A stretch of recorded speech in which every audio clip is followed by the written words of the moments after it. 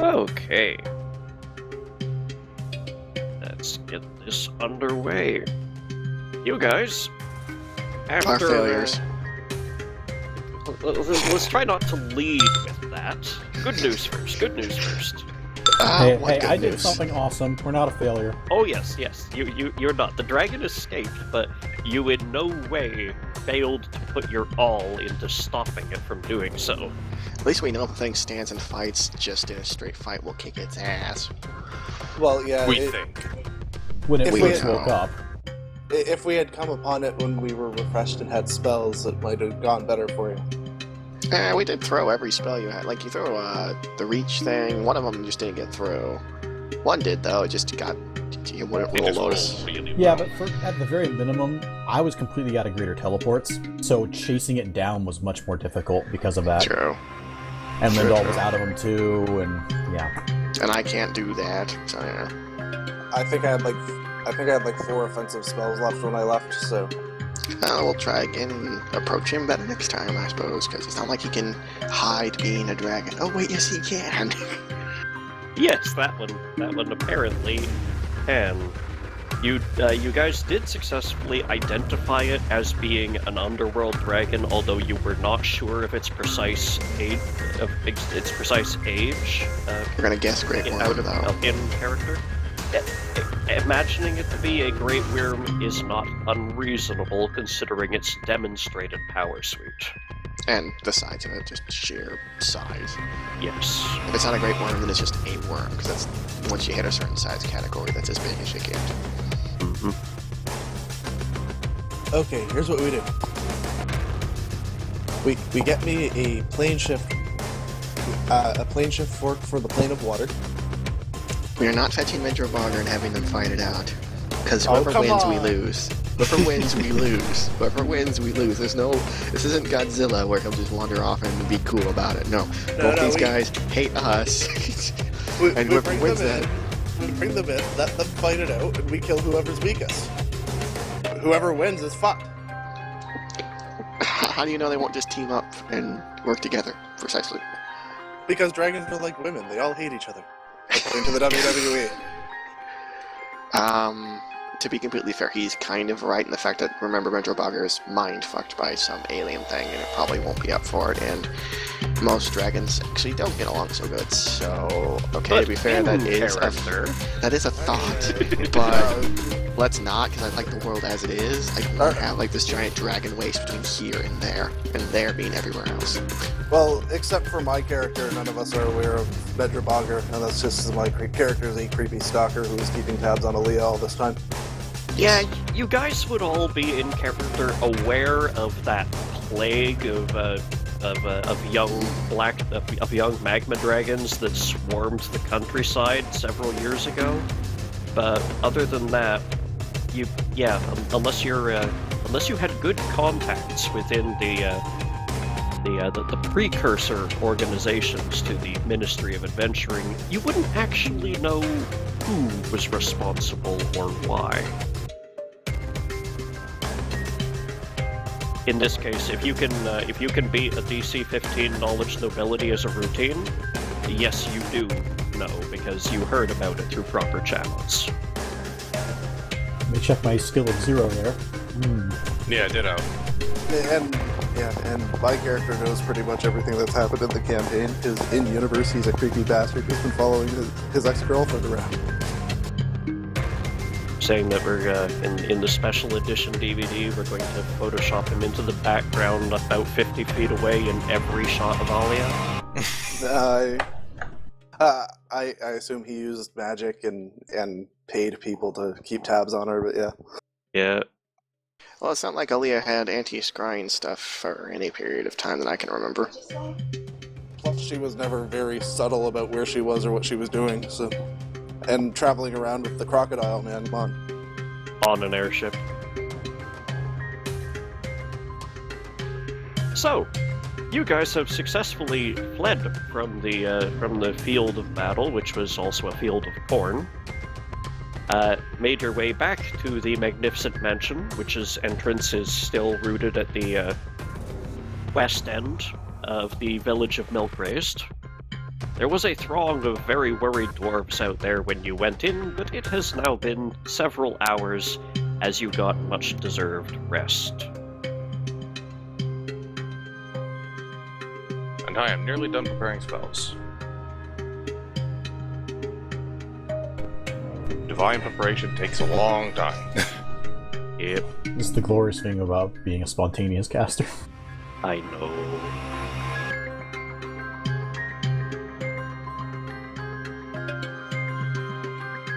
Yeah, if I was gonna start over, I'd probably be a sorcerer. So Sorcerers are fun. Starting over? Well, I don't know what I'd play. Something. Depends on the setting, I guess. Just, I meant if I was starting this character over after playing this, I'd be a sorcerer and have those as spells known, because I use less than 6 of my spells per level anyway. Character's fine as is. He was built to do a lot of damage in a cone, and he does that.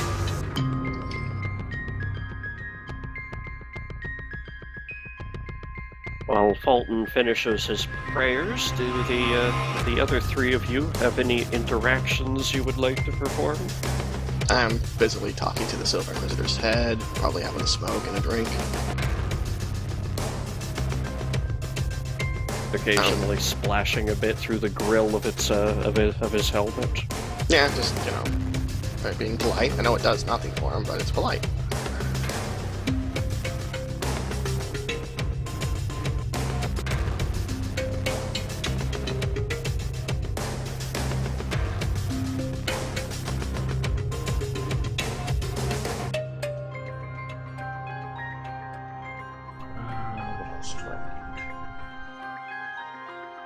Oh yeah, I don't think 2 of us are still airborne.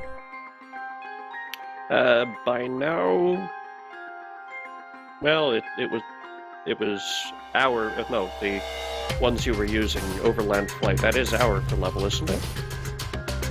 Yep.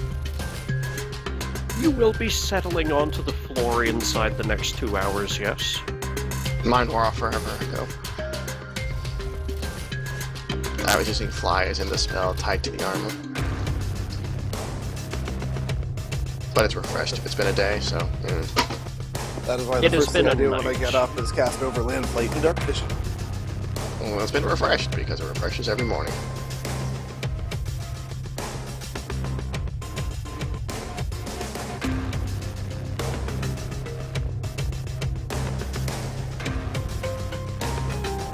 Really should just buy a Cauldron of Flying so I get cover.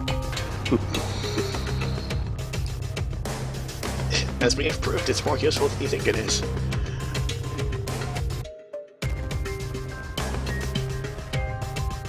I know, I need to prepare an earthquake to get this body, right? Yeah, that sounds right. We might get some, mush. It can help. Prepare Earthquake, we'll track it. Then if we track it down into a cave, we're golden. And actually, if we ever do have to fight the dragon, prepare shit tons of earthquake. Because it's not like that. Unless we're fighting it in a field, in which case that would be useless because dragons can fly. It's If it a lot. burns around, then immediate earthquake. Yeah, the thing is, we can deal with him if he flies, because most of us can fly or become flying or that sort of thing. It's when he burrows is a pickle. Because I can't shoot a burrowing thing, unless I'm next to it. Yeah, it's a little hard for me to try to maze it when I can't see it. And none of us have burrow as a trick, unlike Varg. I could always turn Fulton into an amalgamation again. As fun as that would Or be... for the first time. Discern location won't do us any good because it doesn't give us the really exact location. we should still have it, though, for the sake of knowing what direction to go in. I told him where to go, and we think he's going there, but Save he's your double thoughts on that, please. I mean for the body, not the dragon. Oh, the body, sorry. Yes, that wouldn't help. And yeah, you have discern location, don't you? Yeah, it's one of my 6 levels, so Right. For me, it's an 8th level, so yeah. I can things cast to it get. several times.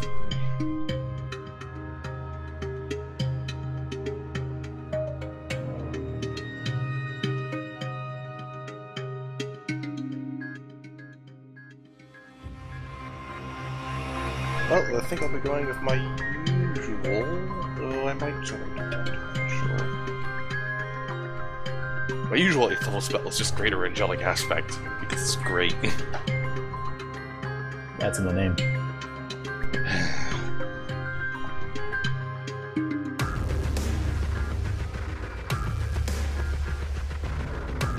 Oh my god, 86 other silver golems have invaded my mansion.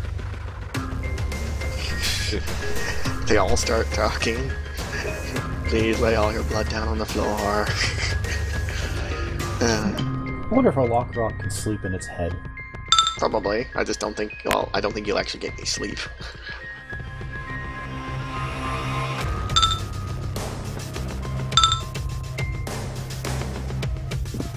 Don't think I have anything else I need to do. That is a lot of AC. Mm-hmm. But that's not even max level. Gonna get one more boon in a level or two. Yeah, 2. Leveling, Inheritor's Crusader. Right. Actually, 3. Hmm. None of my classes are at their max level yet. Holy Vindicator needs 2 more levels, Inheritor's Crusader needs 2 more levels, and Cleric is only level 9.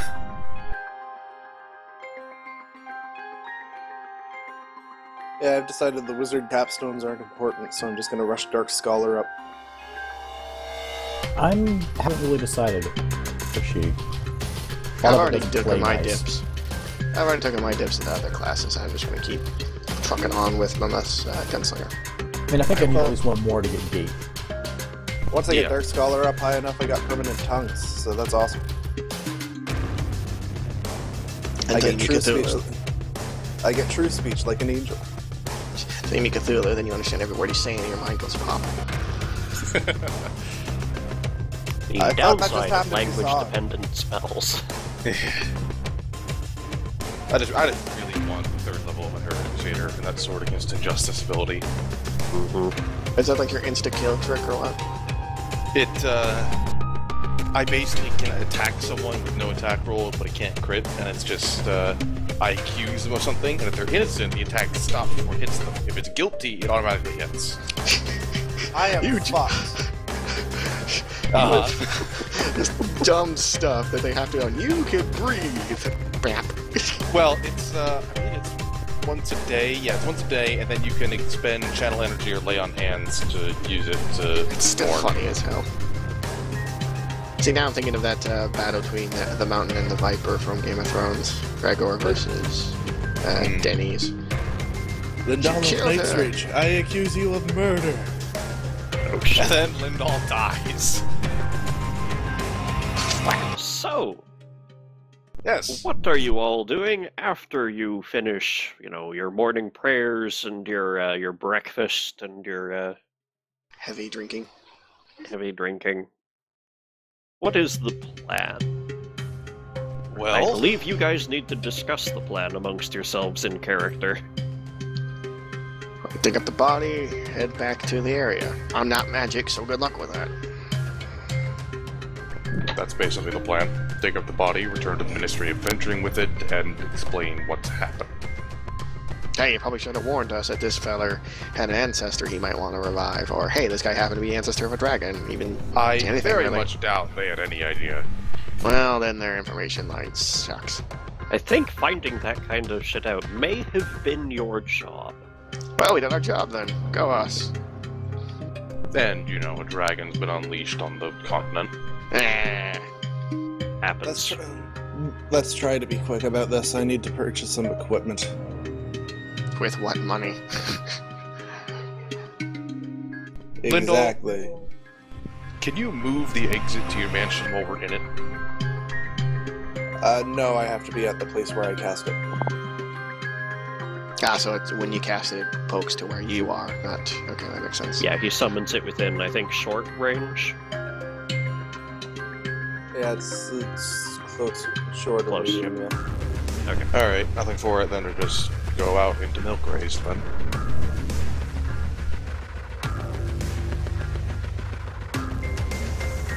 Technically, I could leave you guys in the mansion and greater teleport somewhere and summon it. That's a bit of a waste. Considering I was only asking to get us away from any potential mob that might still be around.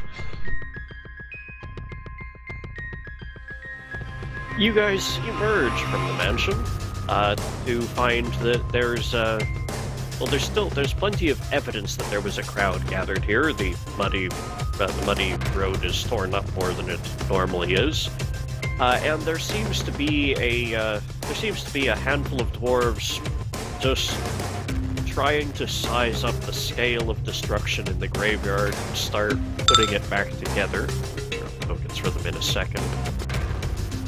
Gorzin's just going to wander over to a nearby bench where he has a view of what the magic guys are doing and continue smoking his pipe and just kind of wait. Can't really help with this one unless someone wants to buy him a shit ton of gunpowder. Right. When the tunnel collapsed before they were in, how thorough was it? Like, could we go back down to the same area the first way we went in, or do we have to... Even if it wasn't that thorough of a collapse, a dragon came out of it, so if it wasn't thorough to start with, it is now. So if we probably could go down and get at least that first initial tunnel, but the rest after that is probably collapsed because that's a big dragon. Yeah, the entrance into the crypt seems to still be intact, and someone has unblockaded the entrance to it, although the door is currently closed.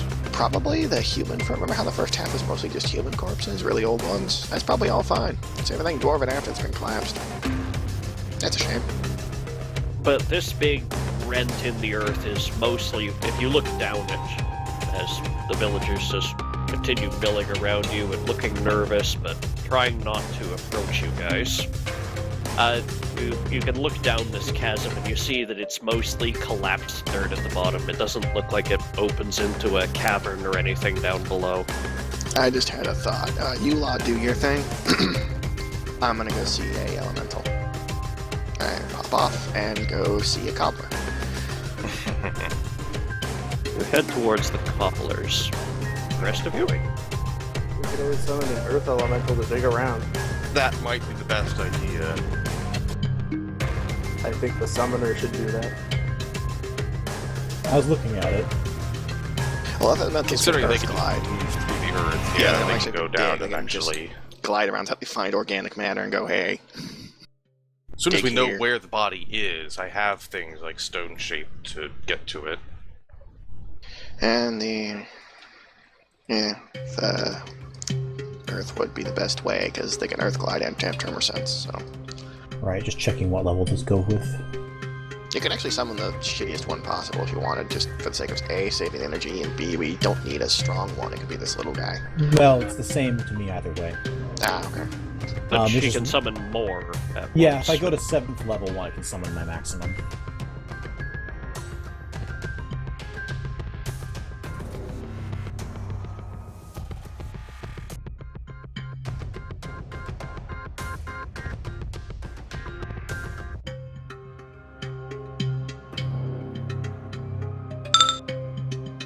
Which apparently I'm getting.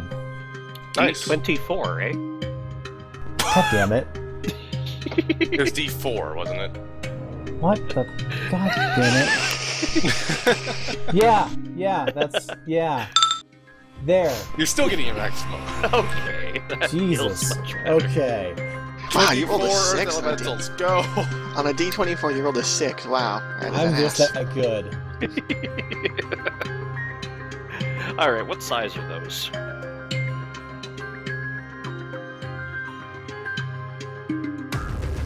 Looks like they're still huge. Alrighty, but the lowest grade of huge, I'm guessing. If he's using his natural summoner power, I think it just jumps to whatever's most powerful, right? Just because you're level 18 from the same. It says in the summon list.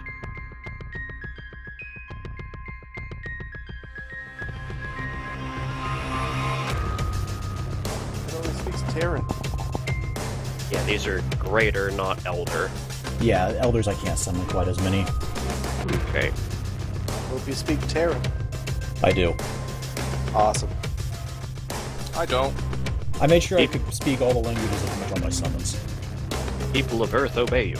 Oh, wait. Alright, so that gives them a perception of 16 and a move speed of 20 Earthglide. Gotcha.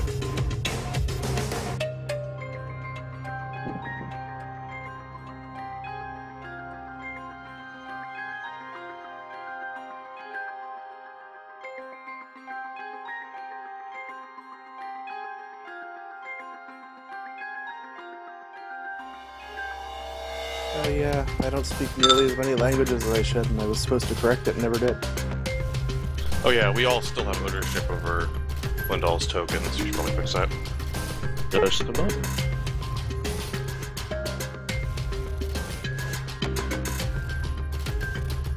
Brad, you have been removed from their thrall. Yeah, because not including the the one language I started with, I should speak 30 languages. So basically, you speak everything. And if you're really nice to Lair, you might even learn the Drow languages. Yeah, I think at this point you can stop tracking which individual languages you do and don't understand. You understand them. I think all you need to do now is go, like, blackmail a druid or something to teach you druidic. Yeah. Oh yeah, Oh, actually, and thieves' cant. Ah, yeah. at this point I have a 33 to linguistics, so I really don't think there's a linguistics check I can fail, so I should to get the gist of anything anybody's saying, even if it's one of the few languages I don't speak. If you hung out among a bunch of druids for a couple hours, you could probably pick up some conversational druidic. Don't try to, and don't tell them that's what you're doing, or things will go bad for you. You'll get storm bolts everywhere. Hey, Shelinar, can you start swearing in Drow for me? Alright. Starts making symbols at you, no problem, and it's all just swearing for the next hour. Alright. Your elementals emerge, and at your order sink into the earth to start searching for bodies. And the Specifically villagers... a fresh body. There's lots of bodies down there. Just, They nod one in that's fresh. acknowledgement. And as they do, the villagers scatter in terror. I have that effect on people. As long as you admit it and embrace it, you're fine. Rosen, Yes.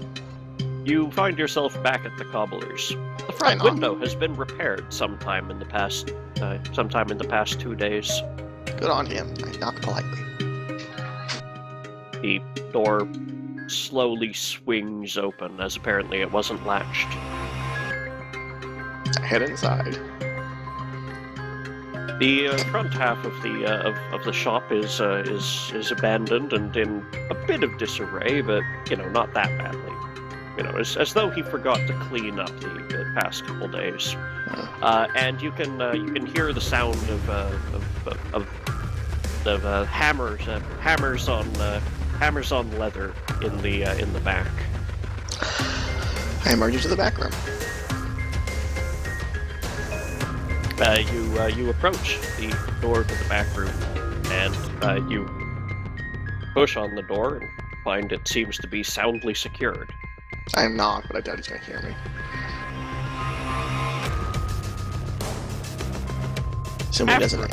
After a few moments, the door opens, and he is standing there. He's soaked in sweat, as you would be if, say, you had been carrying heavy stuff back and forth for the last day straight. My friend, how are things since you discovered something about yourself? It is wonderful. I have discovered how to make this. He holds forward a single boot. It looks perfectly plain and ordinary to you. Does it do anything besides protect my foot? It does. Watch. He drops it, and when it hits the ground, it just stops dead. It doesn't bounce.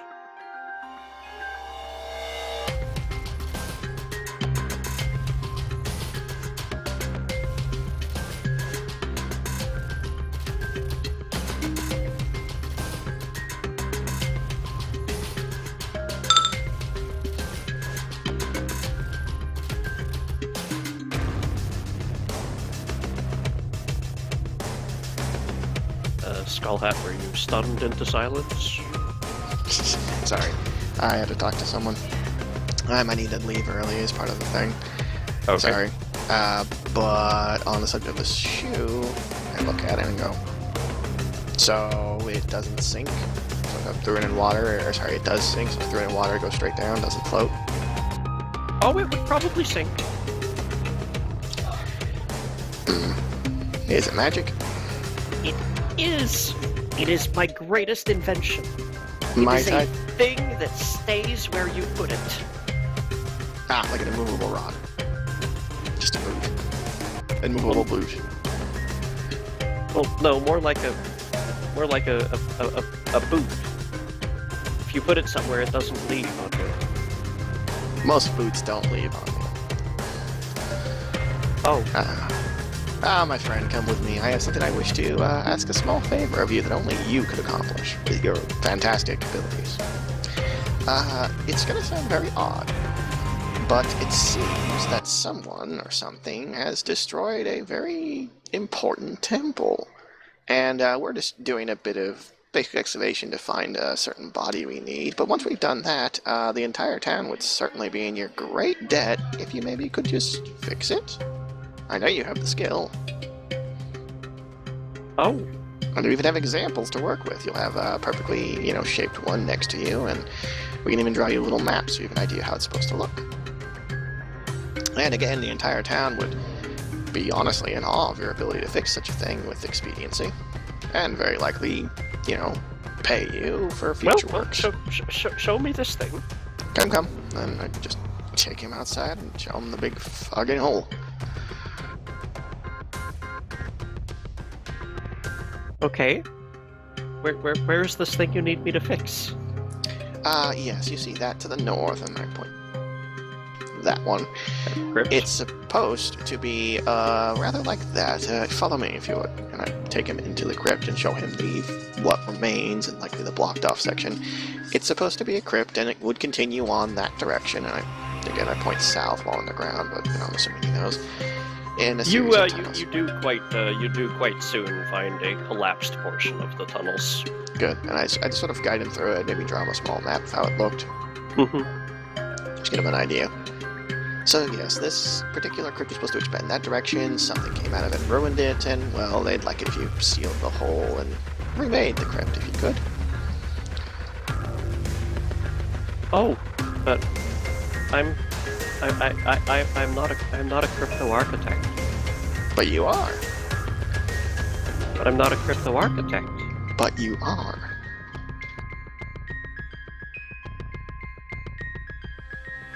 But I just put all this energy into being a bootmaker. Can you not do both?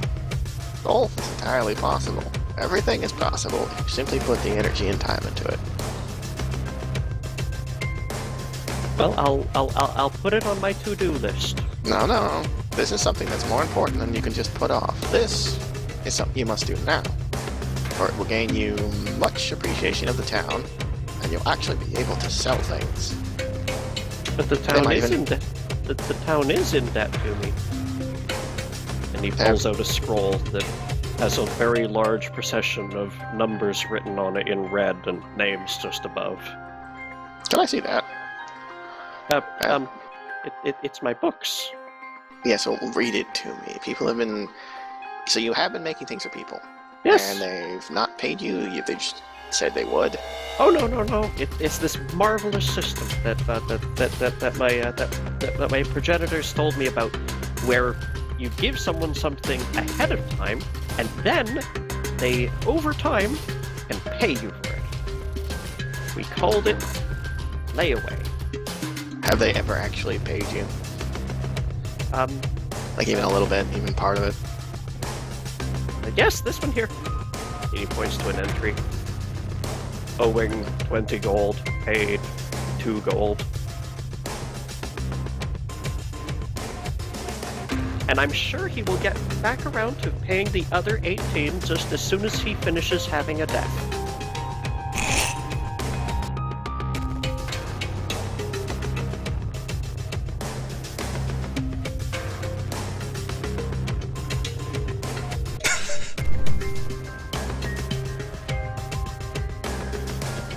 Okay, yeah, I need to head off, I think, sorry. We'll table this discussion, but I do want to recruit this guy for us, because that's not cool of them. They're being mean to this elemental. So I gotta go, I'm sorry, guys. Alright, we will see you later. See ya, bye-bye. So yeah. Bye. They can have him stay at the estate with that goblin we never check on anymore. It's because it's not you guys who can check on him. Poor bastard is just frozen in time for. Just put him in the Inquisition headquarters. Oh god, Varg still had the staff, didn't he? Yep. And now everything Varg owned is sitting in a ditch on the plane of shadow, beside his shed skin of a crocodilian druid. Poor Jag. Someone sure will cover it eventually. Someone, yeah, if they don't find the staff, I'm sure someone will eventually find this frozen manor and just mass dispel it.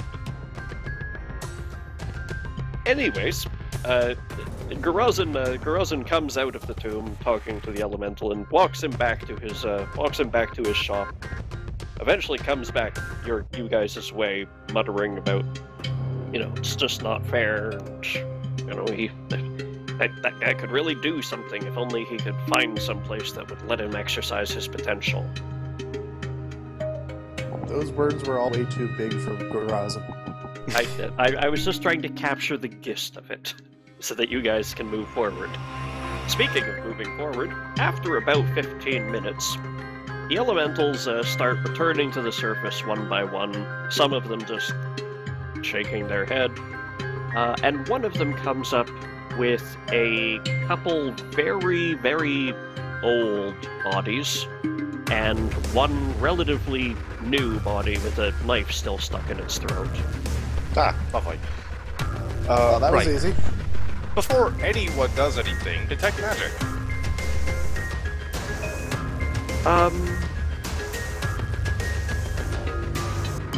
There is...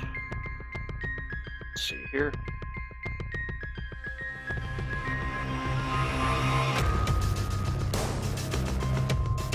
Oh, actually, this guy should have at least one magical thing on him. Where is his character sheet?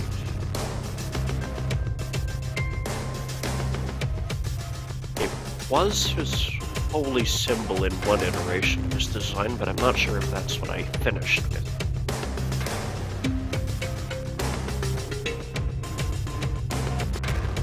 Thank you for that. Okay.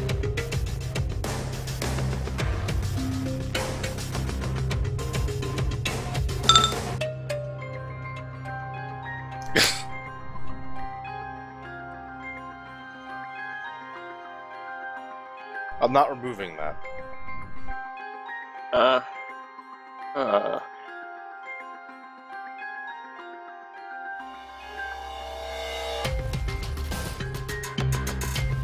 There we go. Yes, he is actually wearing some faintly glowing wristbands underneath his priest's robes. Okay, is that it? Yes, these wristbands. Nothing else magical. Okay. Probably figure out what those are before we touch them. Yes, that's fault. I'm gonna wave Lindal over for that, because Lindal is far better at the identifying phase. Yep. Yeah, detecting magic and spellcraft. Yep.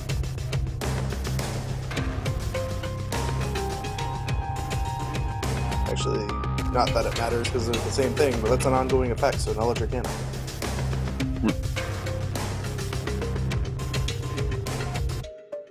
Yeah, your So it should really modifiers. be the same Those really should be the same skill, and I don't know why they're not yet. Legacy 3.5 stuff. Okay. They merged so many skills together. Didn't merge Spellcraft into Knowledge Arcana for no reason. I think because they wanted to have, wizards be able to do one thing really well, and the wisdom-based casters be able to do the other thing really well, and then that just sort of got all tangled up. But then they changed. Yeah, then Spellcraft was based as well, so what the hell? Yeah. Or just get rid of Knowledge Arcana and just make them both Spellcraft. Yeah. Either way, Mm-hmm. those are Vambraces of the Genie. Oh. These mithril bracers allow the wearer to use gaseous form, invisibility, and wind wall each once per day. That is a really low level item for us. Still useful. If you don't have anything taking up that slot already. Yeah, it doesn't have any other enchantments on it right now. Like, it doesn't, they're not bracers of armor that also provide that. But their really low cost does mean that they're cheap to mod. So the knife is not magical. The knife is just a concealable part of his holy symbol. Okay, what state is the body in? The body is badly crushed under the weight of Earth, and the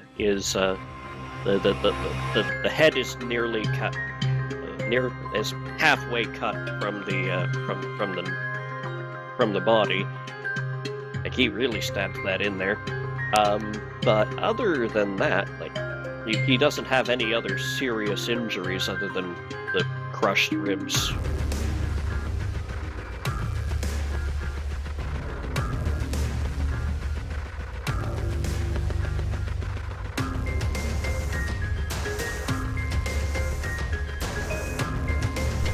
This spell is decidedly ambiguous on what the right help here. Restore corpse.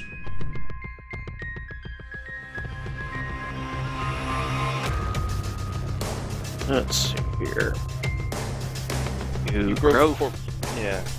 It wouldn't really fix the problems of it being broken and stuff. Yeah, that wouldn't help his appearance. No. Yeah, you can hardly cure it. Yeah.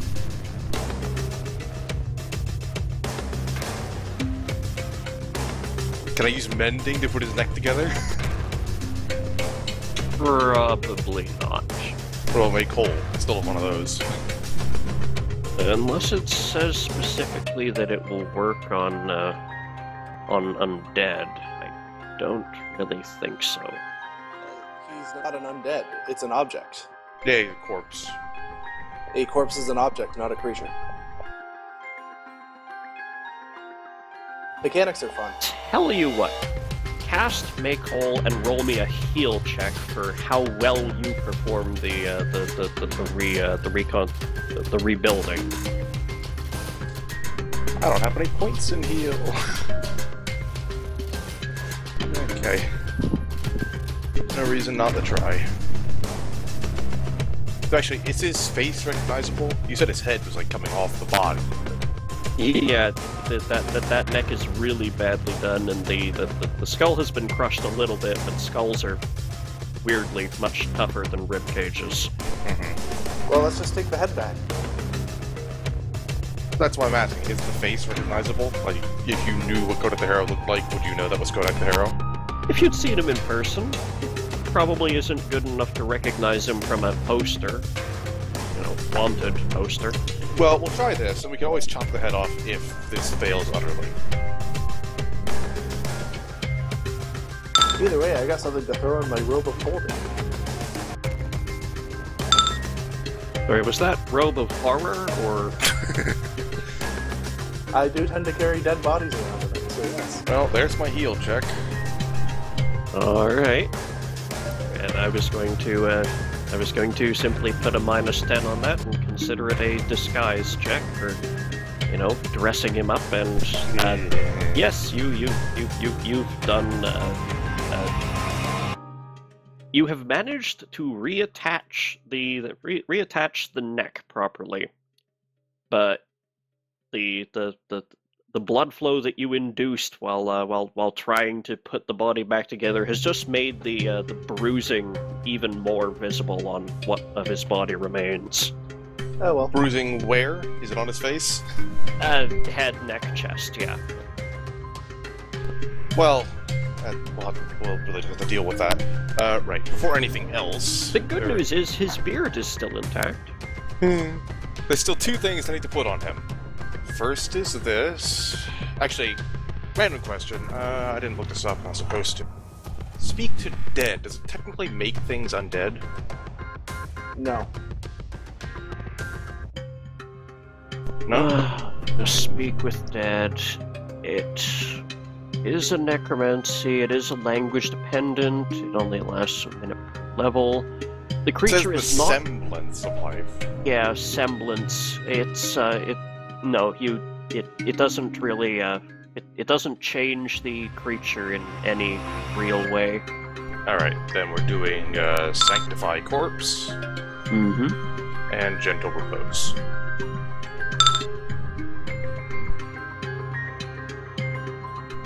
Now, hopefully, Lindahl's cloak won't smell like corpse. From that, anyway.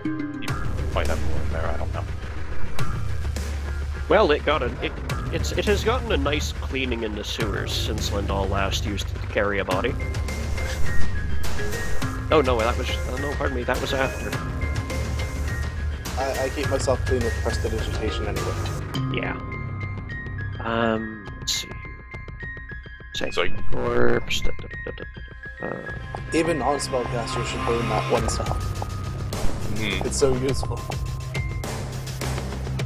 Karazhan has a shirt that does it. So does Fulton. Also, a bag of holding is an anaerobic environment. Bodies don't decay. Fair enough. Still should have it on there anyway. It's just two. If you need a corpse or something, those are the two spells you can put on it, no matter what. Yep.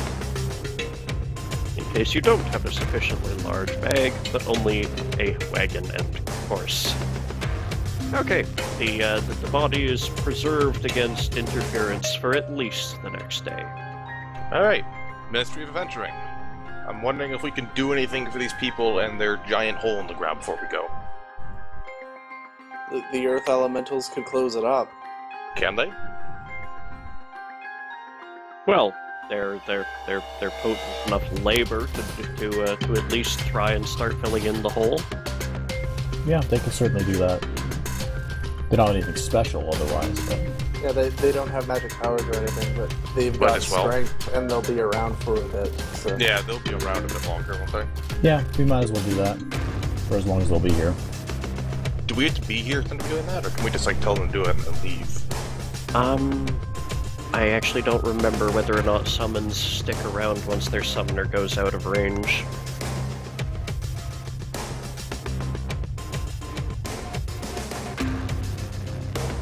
I think they're usually just limited by how short they're around.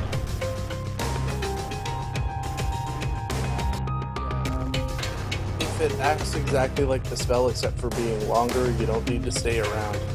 You cast them, you walk off, they stay there until the duration runs out. Yep.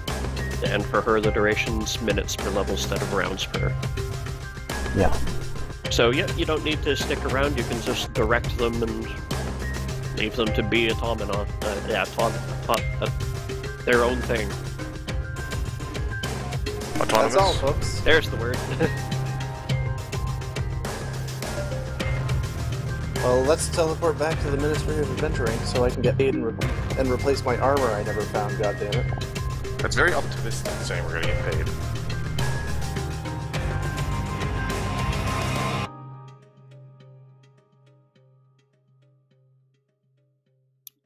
Alright, who's burning the teleport? I will do it.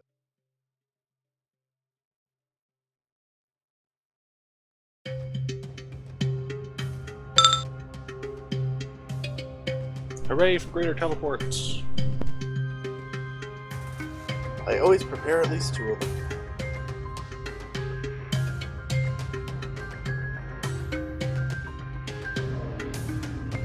Alrighty. You wrap the folds of infinite space around you and disappear into them.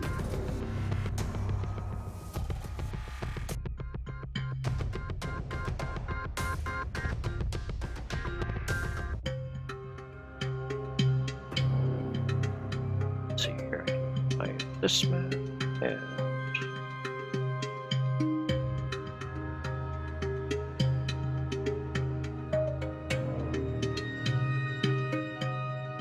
Stupid dragons inventing magic. I'm gonna go use magic to kill one.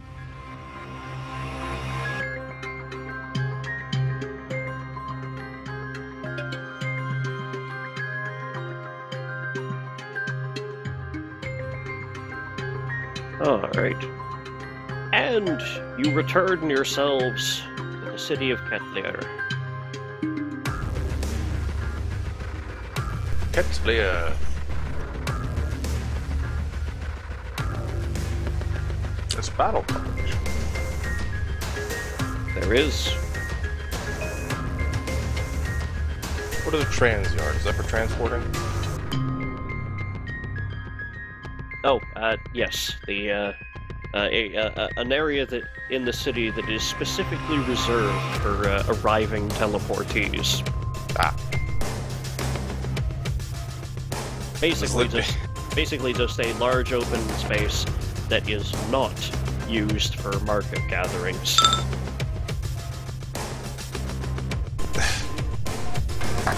Is Lindahl actually going to this place? Well, he has the choice of emerging outside the city's walls or emerging in the transyard.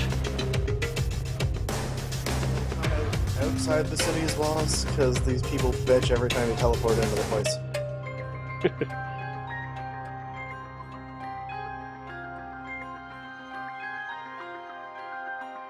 You arrive near the city gates to Ketlia, or at least the east gates.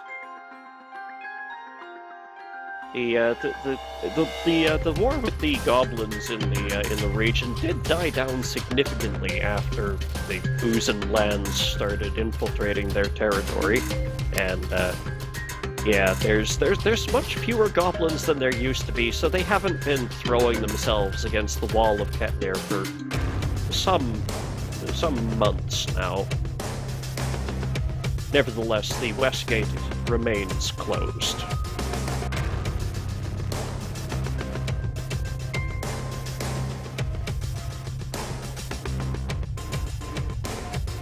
Well, let us bring the dead guy to the Ministry of Adventuring. Yeah, I'm sure that'll be a lovely conversation.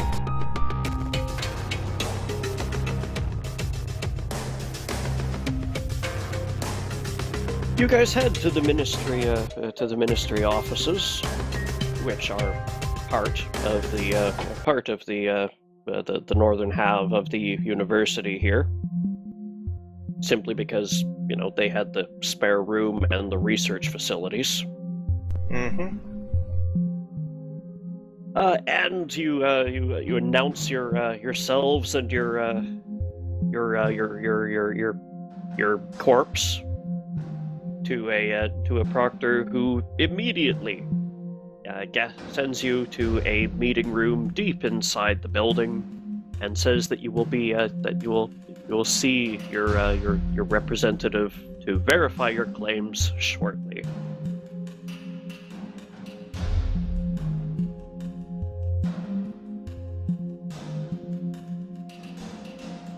It is not more than 20 minutes before the elven man with a very large cigar, who was your original recruiter, walks into the room with a very timid-looking man in very heavy robes and many pockets.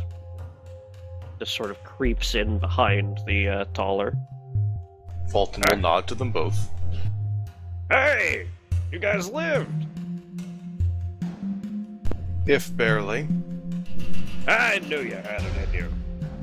May have, made disparaging comments and last time I saw you, but no, I'm impressed.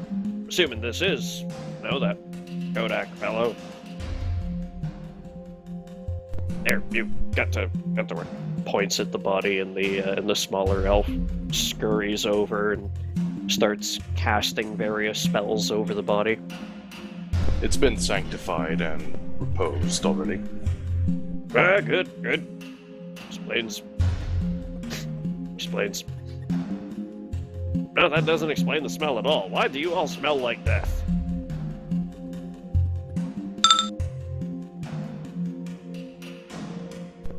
A few reasons. Quite a lot has happened in our search and eventual finding of Kodak the Hero. All right. Well, give me the Cliff's Notes. By which I mean, tell me what you would say to me if we had just been pushed off a cliff and you only had 20 seconds to live and tell me everything. Well, a noble by the name of Havelock Hart in the city of Harrogeth is running some sort of cult. We actually killed him once, and he came back with a contingency magic. Yeah? Do you know of the Inquisition in the area?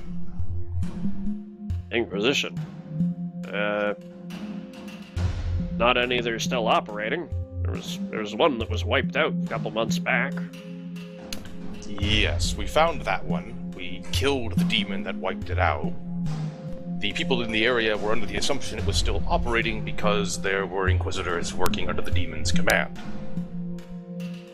Alright. He takes out a pad of paper and does start taking notes. And that's when I pull out the Silver Inquisitor's head from my robe and throw it on the table. I've been carrying him around this whole time. I have discovered I am portable. It is not very convenient to me. Please, take this. All right. He was the Silver Inquisitor.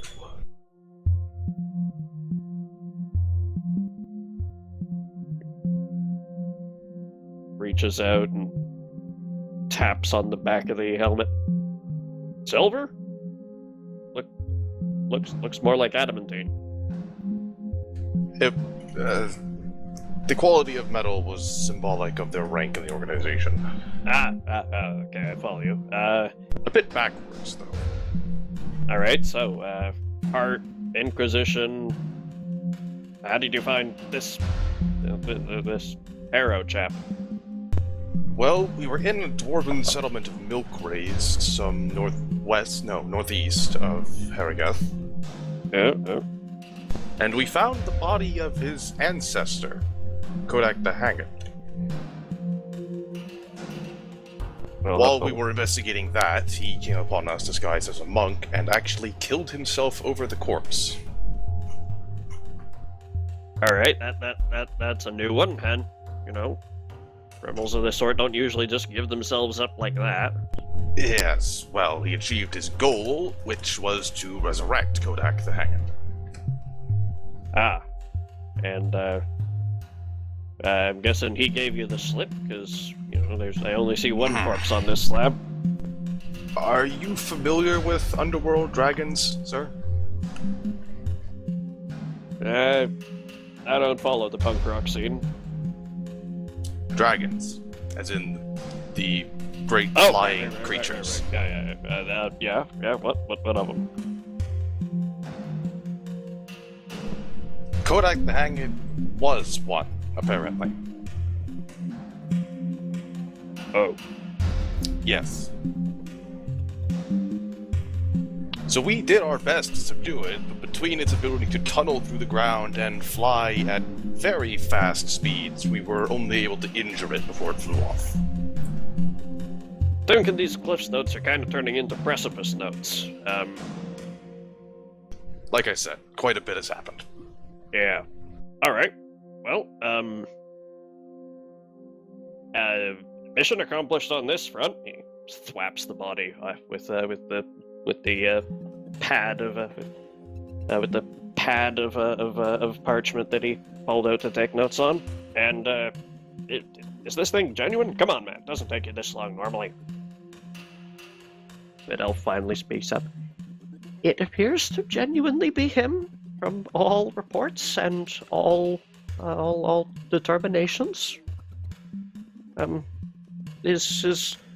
He doesn't seem to have much soul left, but it's the body is definitely genuine. I would imagine most of that soul was damaged by his own tasks and by the resurrection he performed using his own death. That would corroborate with what I'm seeing here. You, sir, you're looking a little peaked yourself, looking at Lindahl. I'm fine. Well, all right. Well, yes, the body appears to be genuine and genuinely dead. Right. Good. Okay.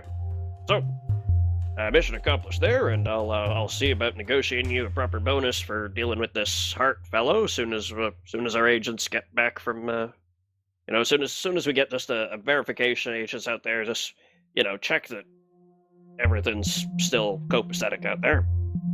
Hart himself has survived, but his cult was fairly thoroughly destroyed. This another circumstance where I'm gonna have to ask you why there isn't a third body on this slab then? Don't worry, he's taken care of. Yeah, well, you don't get paid unless you can give some kind of proof of that. It would be too dangerous to bring the proof here. There were some problems with possession. Alright.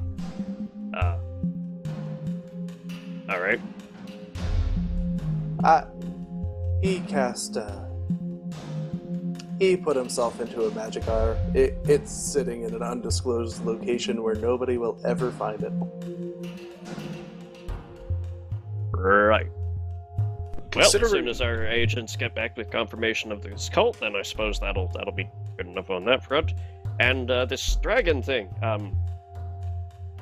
yeah. So, what? He was a dragon. Is this, in your professional opinion, a very big threat? I mean, come on, how big could he possibly be? He was a dwarf. Lindahl, you're more the expert on this than I am.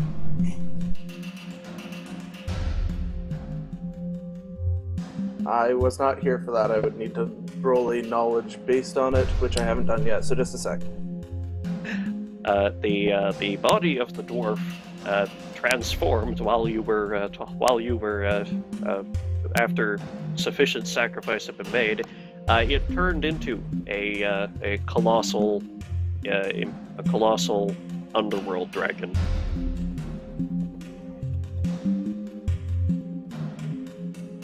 Paulton can say that it's dangerous, but Lindahl probably has better words for it. Oh yeah, we were guessing worm or great worm, so... CR between 17 and 19. Yeah, that's a pretty big problem. Yeah, you have... There is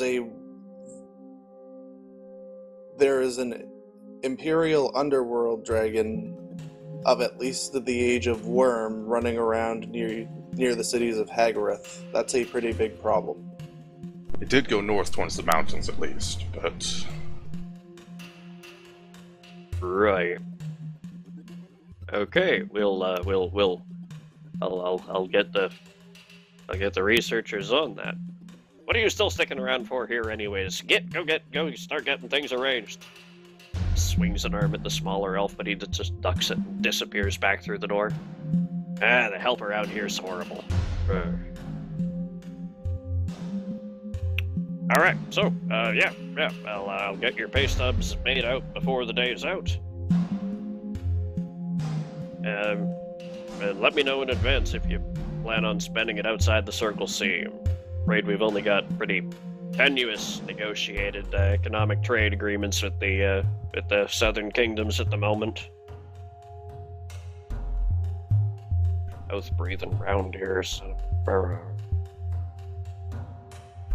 a... Falto's not sure whether to be offended. His ears aren't round, but he's not an elf.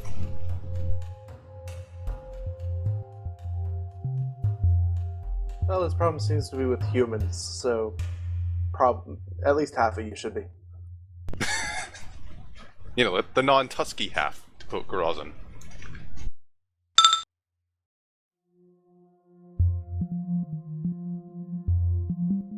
Yeah. Yeah, let's Vark not had go down problems with there. You don't say. Mark had problems everywhere he went. They wouldn't let him into the city, so he decided to terrorize their farmers because he's the good guy. Vark was never a good guy. He was a channeled force. Needed someone to just hold his shoulders and point him in the right direction. Yeah. Alright, well, good seeing you all. I'd held out my hand to shake you, but the way you guys smell, I've no idea where you've been. Hope you don't take it personally. Fulton will shrug. Right, well, I would like a bath. you may certainly have one. The accommodations of the Battle College are yours. They're upstairs somewhere. Just follow the signs. Without any further ceremony, he turns and walks out the door, leaving it open behind him. Oh, and just leave the body there. We'll tend to it. Fulton will turn to look at the body. It seems unmoved by your attention. He'll shrug and leave the room.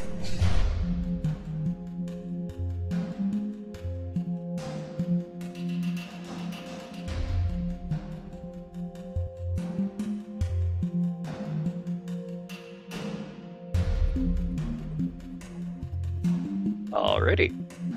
Yes. So, the accommodations of the Battle College are fairly Spartan, but there are private rooms available to you. Just as you get no challenges wandering through the building. Although you're told that if you leave, you'll have to see the guard captain in order to get him to verify your identity. Yeah, they tell you, oh, go ahead, get cleaned up and all that.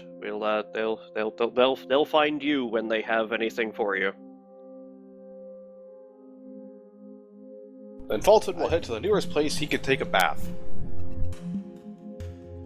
Well, the nearest place might be the moat, but there are tubs in private rooms.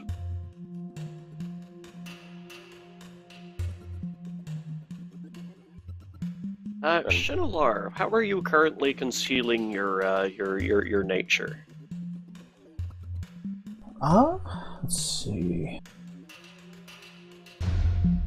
You did lose your robe. Yeah, though that doesn't have any technical effect. But didn't you also lose your wrappings because of it? No, that's mostly just she deals with that with her disguise kit. However, I believe last we checked, your haversack was also lost to the bottom of the river. Was it? I thought we got that with. I thought we got that. Oh yes, you did. You did. a locker rock. You did recover that with the locker rock. Yes. Okay. So yes, you do have that and its contents. Because it'd be really bad not to. Yes. Yes, it would be. So yeah, she's on her standard kind of disguising. Okay.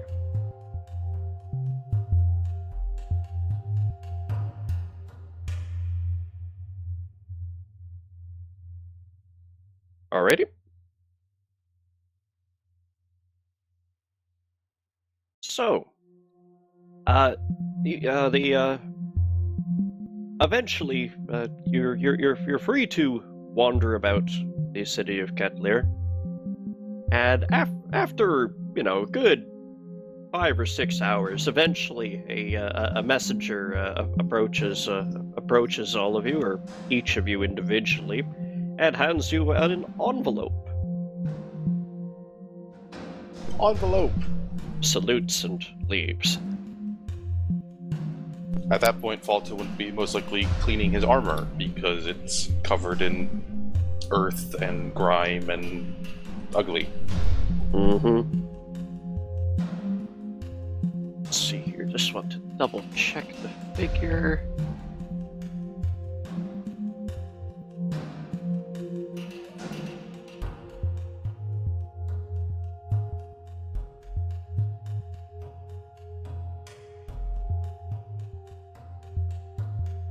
There we go. And for each of you, inside the envelope is basically a basically a handful of notes, valid anywhere in the Circle C, basically granting each of you wealth in the amount of 140 KGP. Ooh.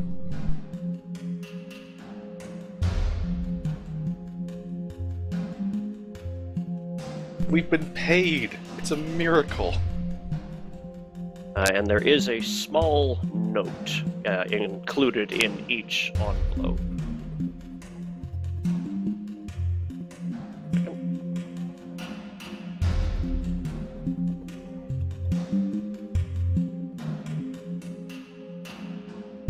Ah, there we go.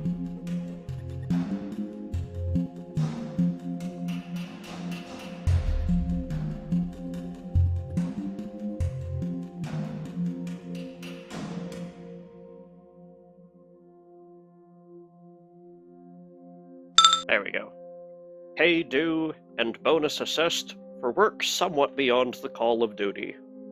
And there's a signature directly below, which is dotted a bit by ashes from ashes that might have fallen from a cigar or something.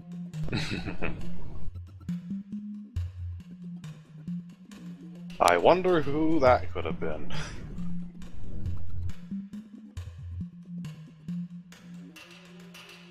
We got things. Indeed Rather, you do. We will get things with money, because that's how this works. Yep.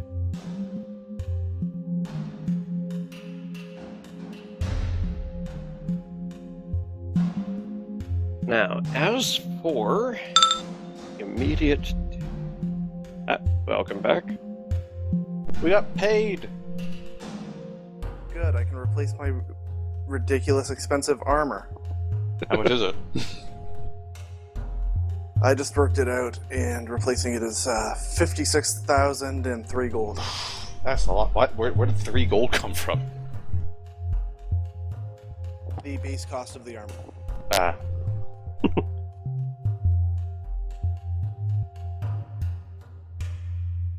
Yes. You were saying something? As far as next tasking goes, if I'm sure you'll be waiting around in Ketlir or the Circle C in general, just to get equipment upgrades and such like. Mm-hmm. But I have as far as what you guys actually want to do next, I have a couple options to put to the group out of character. And of course, Skull had it in here. Yes. We shall It's permit. the option I don't want anyway, so.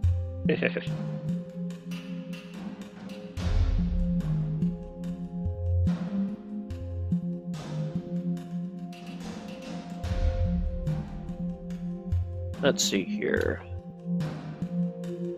The Ministry is willing to give you first dibs at pursuing that underworld dragon in case there are any personal vendettas that you need to follow up with it on. I'd be willing for that. It's like a Christmas present getting to kill a dragon. Also in the mountains north of the Elven territories, there are reports of there are reports of strange sightings near an abandoned Elven stronghold at the base of the mountains there.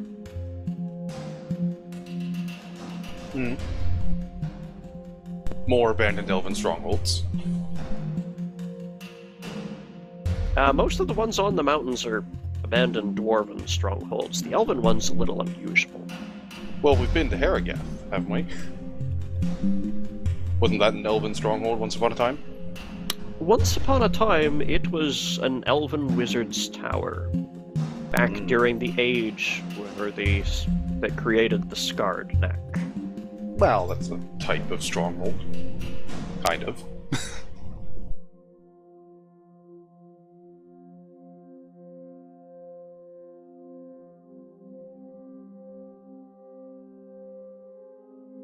And let's see here. Where's the third one? There was.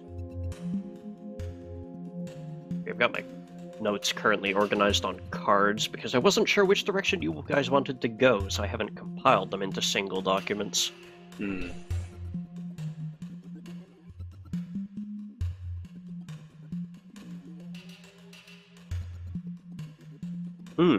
And aid has also been requested by the Order of Druids in investigating some destroyed landmarks in the Gullet. Learning Druidic, you say? Just don't say a single word of it while we're there, they'll kill you.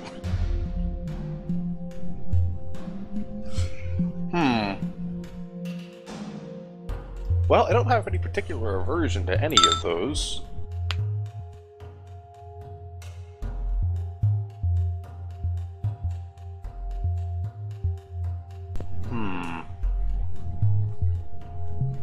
On the one hand, killing the dragon is work left undone, and we get to kill a dragon. Provided we actually show some competence.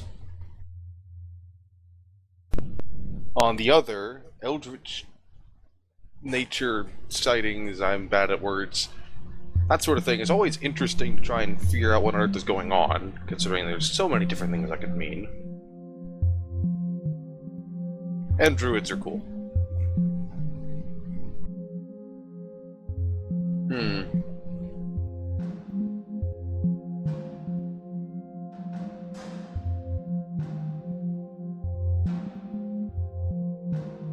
Anyone else have an opinion? Not sure. I mean, the dragon has the bonus of it, you know, us being kind of responsible. A little bit. In No. character, Lindahl would probably think the Druidic Order thing is dangerous and want to do that. What was that? You had like a sudden buzzing going on in the background. In character, Lindahl would probably want to do the Druid thing because it sounds the least dangerous and he just wants his money. Fair. Just lost all my shit. I'd like to just do something to get paid for a little while. I can buy a second spell book at least. And of course, in character, falls in with pushing for killing the dragon above anything else. So, the party splits 3 ways.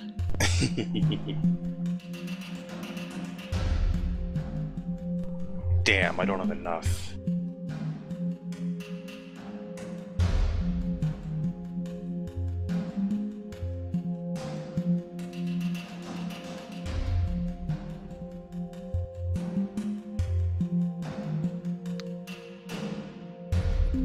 I cannot get the crown of heaven. That sounds like it would be expensive. 150,000 GP. Oy. Not actually that impressive for it. You have to get all 3 items in the set, basically. Mm. Then you can get like an aura of sanctity and lesser global vulnerability, a magic circle against evil all the time, detect evil at will, fluency in celestial. Fun little thing. I really should get some bracers though. I'm not wearing any. That's what I'm looking at right now. All the wondrous item slots that I have open. Armor takes up the body slot, right? Yes. Yep. Yeah, that's what I thought. I accidentally have But those remember marked as that- two different things. Clothing and body are 2 separate slots. Yes. I have a tunic of careful casting on that already. It's proven to be fairly useful. Boost to concentration. Yeah. I should totally get an item that increases my linguistics skill. Totally. Oh, I need to replace my tuning forks. Yes, you do. Then I can start reach plane shifting shit again.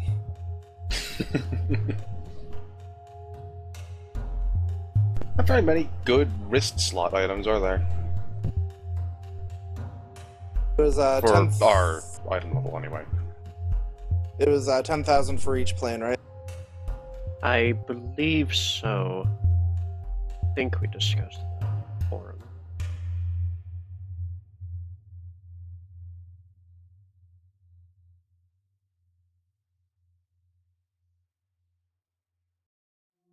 Now that I think about it, could get one of those books of stat increases. Mm-hmm. Yeah, I've already spent my money on those. I have not. That could be helpful. If I have money left, I can do a wish of some kind, too. I should keep 25,000 gold open for it. That's a good point. I should buy some things for resurrections and stuff. I believe that and True Seeing are the only 2 spells I even have with material components. I have Commune, is one of the big ones that we've used a few times now. Because that is a useful spell to have on hand. Mm-hmm. Yes, the forks were 10k each, and you can easily get access to forks for all of the elemental and semi-elemental planes. Yep, so I have enough to get 4, so,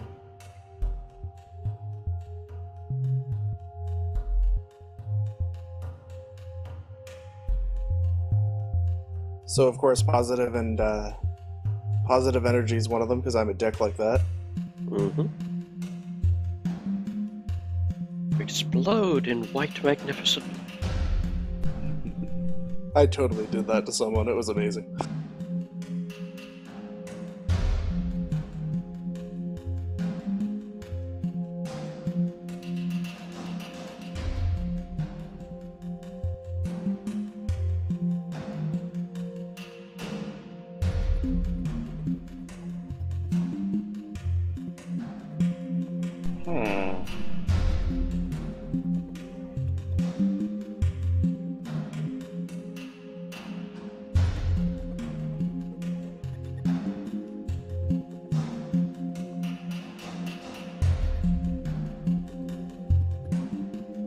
I'm actually tempted by something here that I haven't looked at. I need to check if this was like once per day or anything. Always a fun session when we're looking at new items to buy. Yes, Yeah. shopping. Yeah, I need to figure out if there's any spells I don't have that I need. Mhm. That's a good point. Ah, it is once per day. Except the beat of summons. Well, today was definitely going to be a low-key session anyways, Yeah. simply because of the interim nature of it. I should point out, all 3 of these are... You need to not add any more text after the URL. Remember, MapTool's only parses one URL per line. Bah. So I can put stuff before it, but...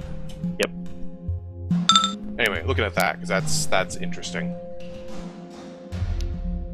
Ah, prayer beads.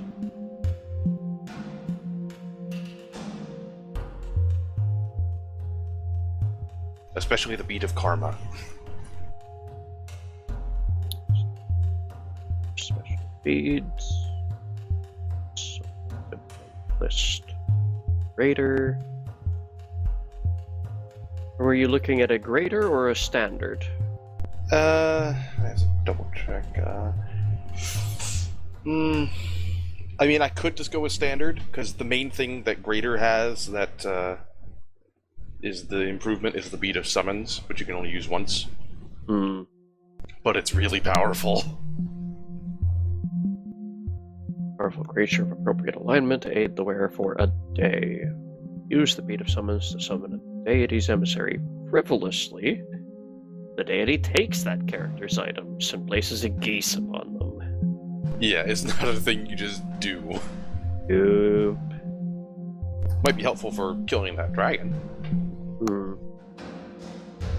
Yes, summon a powerful creature of a helpful alignment. That is for a day. That is pretty high tier. In any case, you were saying something, I think, before I interrupted Yes. that? All three of these things are fairly short because then we can actually get to plot arc, but I feel like you guys need a bit more time to sort out your interactions before I hurl you to distant planes. You think? Well... And maybe a bit more time to up your level. Maybe, yeah.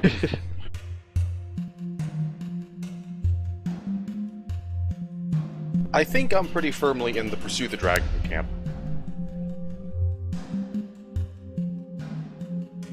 Because I'd love to do the other ones, but Fulton, as a character, is not going to want to do anything but kill that dragon, mostly because he said he would. Mm-hmm. And I really want to kill the dragon. I don't think Skullhat would argue with you. I want to be able to take the title Dragon Slayer and not have it be a lie.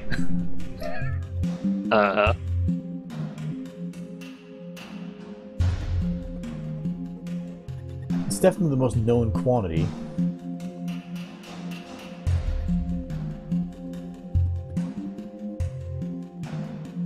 Yeah, it does have that going for it. The others are unknowns. We'd have to gather more information. Of course, the Underworld Dragon is just somewhere in the mountains, and that's literally all we know about it.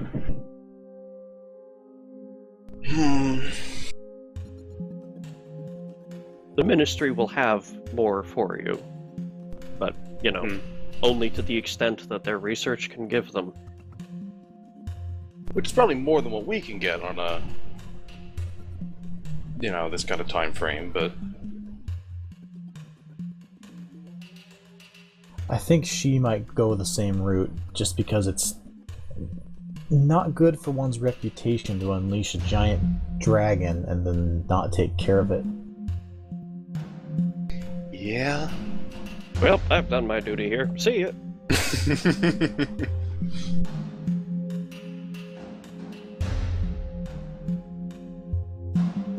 Yeah, I can't think of any other spell I need to have in my thing.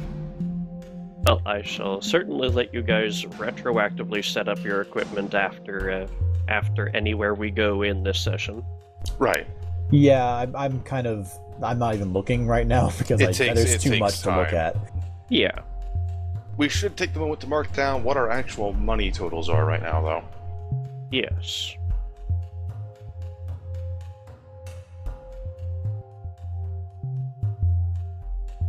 Okay, so besides the 140,000 we just got, just a bit over 2,000 gold pieces.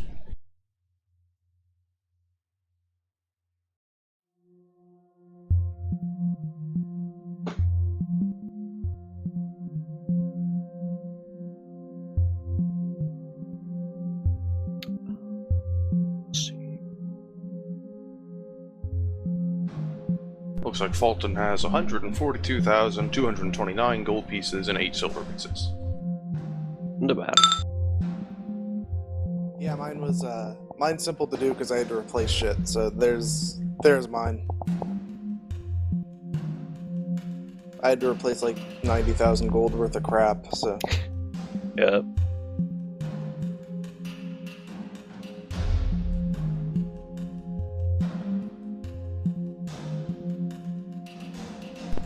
suppose the question is, would Lindahl go along with going after the dragon just because all the others are going like, yeah, let's go kill the dragon?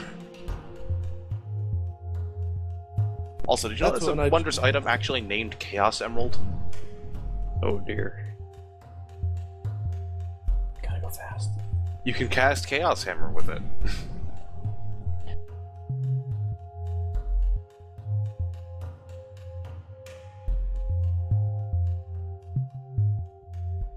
No, it's basically a staff in the form of a green gemstone. Pretty much, yeah. That has to be on purpose. Mm-hmm.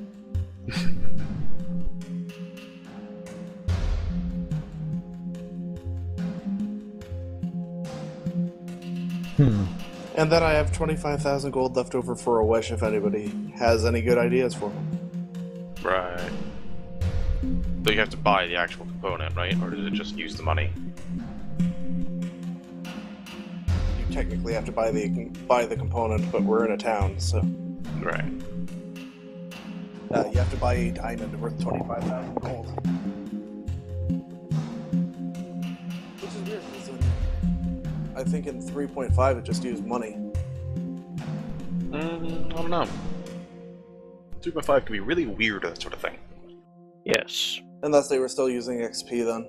I think there was a system where There was they XP just took that cost, yeah. But I think believe there it was had a a money system where they cost, just too. took money out of your pocket for it instead of using a material component. Well, there's a feat that lets you do that in Oh no, Pathfinder.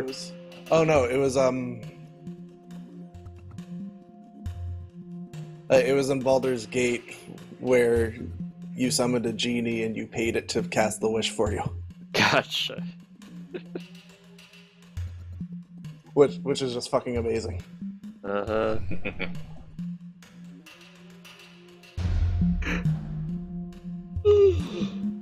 Pardon me. Okay. Right, I believe the question had been asked and hadn't been answered yet of what Lindahl was going to do. In terms of everyone else wants to go kill this dragon. Well, I guess I have to. They feel they have unfinished business with it.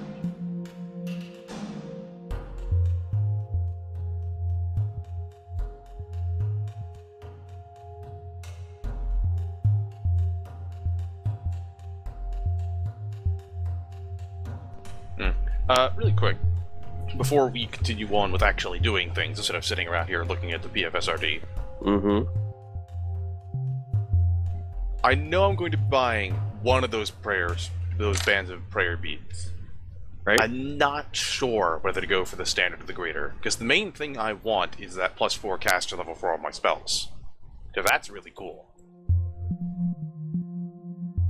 But the bead of summons from the greater is really powerful, even if you can only use it once, but also adds on, like, 50,000 GP cost that I could use on other things. Yeah. That's... How much- Hmm? Oh yeah, sorry, I just had to look up how much clone costs, because I need to get the components for that for the next time I die. Yeah, good thing to have. I also need you guys at some point. I need to pick up a 3rd level or lower touch spell and have you cast it into my armor. Oh yeah, you took that, didn't you? Yeah, for the spell storing stuff. Lets me expend it as an immediate action if I get hit. I could do that, though you might want Yeah, arcane magic more. I'm not sure what spell to put in it quite yet. Depends on if you want offensive or like. I've got an idea for a wish. I'd have to work on the wording, but Well, it's cast on the creature that does a melee attack at me, so... So it basically has to be a touch spell to begin with, even if it wasn't Yes. going to the armor. Huh. At this level range, preferably something not easily resistible. You said it was like a 3rd level? 3rd or lower.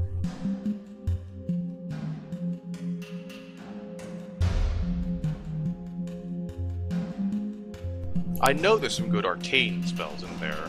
I know there's some that just like will stagger things if you're able to touch them. Actually, I'm gonna get Wireframe's opinion on this because according to Wish, if the thing you're wishing for is within the bounds of a level 9 spell, according to your DM, you're fine, and you only have to go through bullshit for things worse than that. So, would it be a wish that, in the event of my death, all of my equipment in gold is transported back to my lair?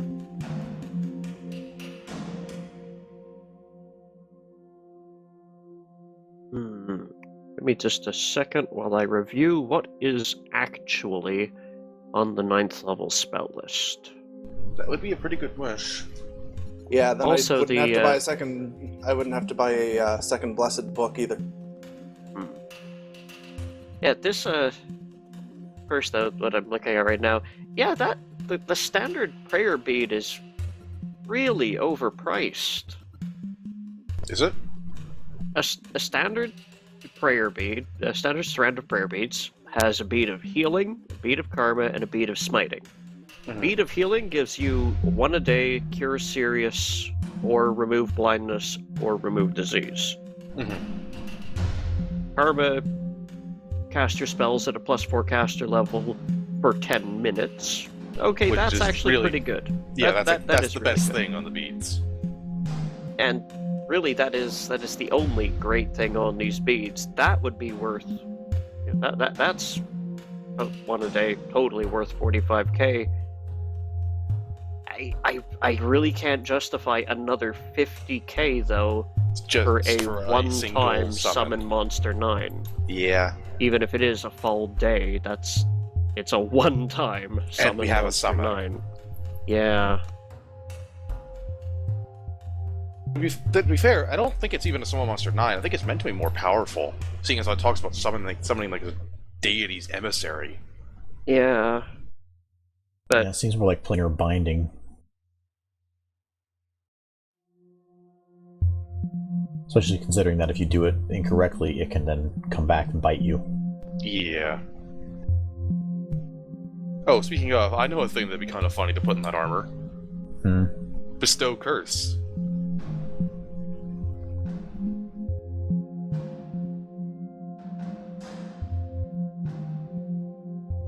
You know, the thing that got faulted. Yeah? It had to be the normal Bestow Curse, because Greater is way too high level. But, Varus can cast it as a 3rd level spell.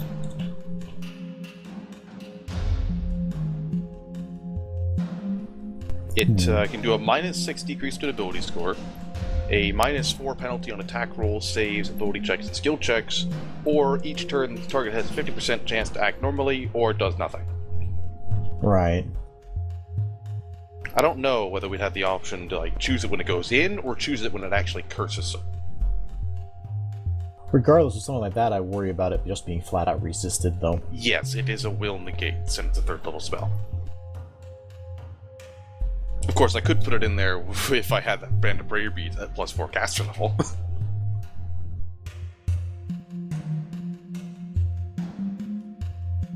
But that doesn't actually make a difference of being done.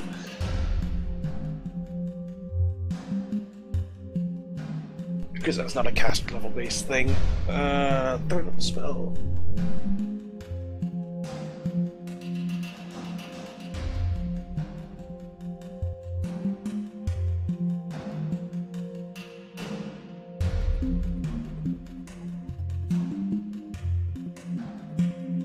just reading up on Wish now.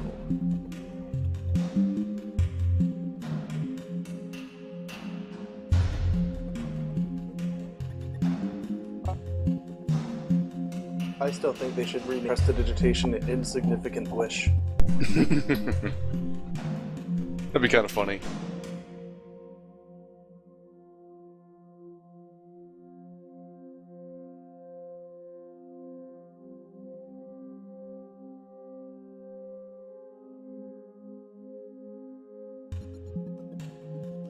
Could put a greater stunning barrier into the armor.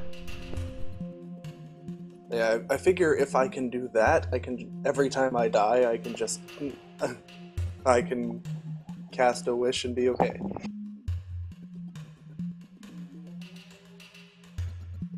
So greater stunning barrier would be when you activated it, it'd give you a +2, well actually it wouldn't do anything to your AC because I assume you have deflection bonuses, but it stuns creatures for will saves that hit you. The thing is, I think it has to be a touch spell that's expended upon the target. Okay. Alright, that's a thing.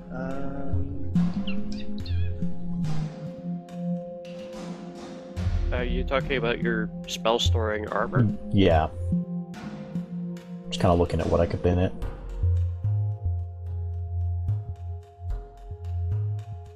Level 3 or lower touch spell. Trial of Fire and Acid. Excruciating deformation. You could do that. Not a thing I can do, but Lindell could totally do that.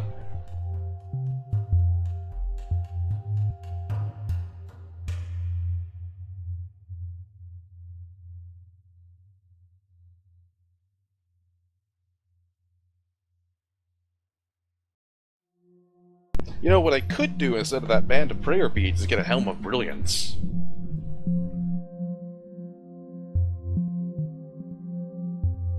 Where it has 10 prismatic sprays, 20 wall of fires, 30 fireballs, and 40 daylight spells in it. Can also make weapons flaming, provides fire resistance 30. Hey, Lindell. Yes. Looking at the realm of possibilities with a wish, you most certainly could use it to set up a very specific long-term contingency teleport of all of your possessions to the vicinity of your body, which would, at the moment of your death, be your clone. Sounds good to me. So I'm going to do the wish for that, and I'm not going to bother buying another spell book then, because it'll just pop back to my body anyway. Mm-hmm. And now whenever I die, I just have to do that. And that actually saves me a crap ton of problems, because 25,000 gold is a lot less than replacing my armor. Yes. Funny thing, apparently the lesser strand of prayer beads, because of the way it's worded, it makes it look like the healing bead is just a command word activated, so you don't have to actually know divine spells to use it.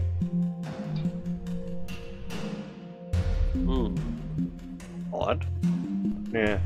Makes it look like a really good purchase for, you know, non-spellcasters if they ever really need healing and spellcasters aren't around. But then, you could just buy potions. Yeah.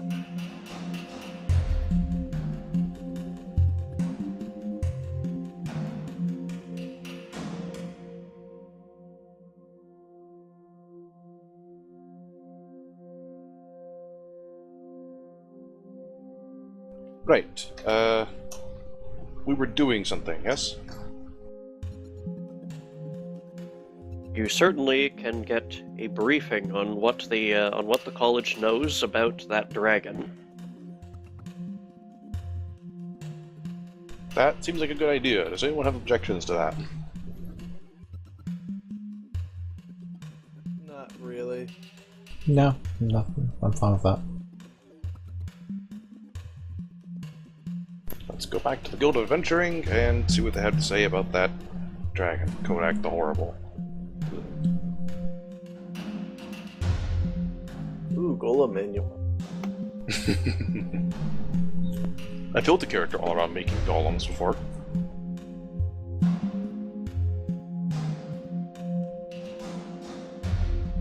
Nah, I'm not buying that. I'm just looking at what I can get.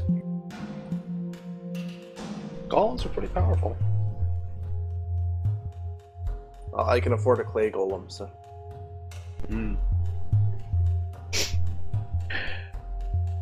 You lot return to the Ministry of Adventuring, and petition them to take care of some unfinished business. Let's see here. here. The guard captain isn't appropriate for this, so I need a... Well, I don't really need a new voice for it. You're met by a researcher who lays out on a grand table a map of the mountains north of the Circle C.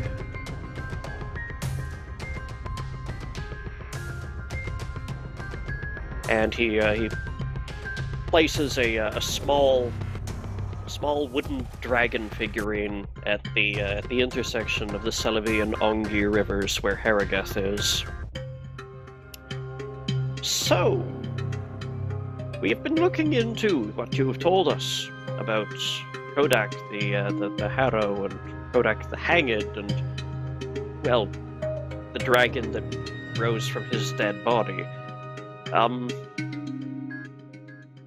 afraid we don't have any facts beyond what you do, but we do have some suspicions. Dwarven legend in the area is rife with legends of minor trickster gods, and it's fully plausible that some of them were a little more incarnate than we formerly believed. Our suspicion is that this dragon is, in fact, one of them. Is it possible to kill a god, even if minor? Well, I didn't say he was a god.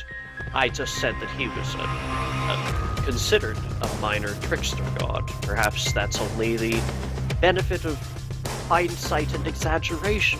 It's possible that he simply acted in that capacity and terrorized the locals. Fair enough. So with your last reported bearing of him, we believe he is going back to re-establish himself in such a position, and we fear that he will be either displeased or completely unpredictable when he discovers that the area is now mostly uninhabited by his former tormentees.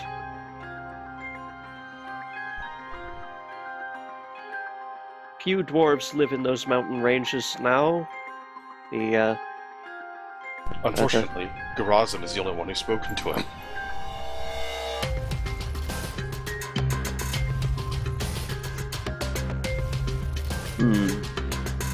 Well, I mean, Lindahl knows the language, so he would have at least known the conversation. And he wasn't there. Yeah. Well, Same character. Well, we believe that he will be headed back to one of these 3 mountain homes. He points to a few on the map, which I do not yet have all 3 physically on the map yet.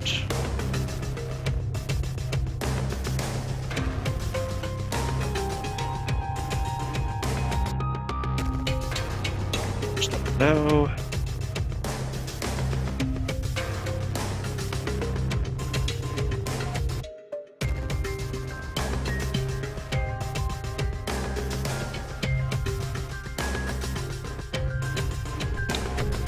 There we go. Sheena can cast a certain location, yeah? Yeah. She's been really up close and personal with this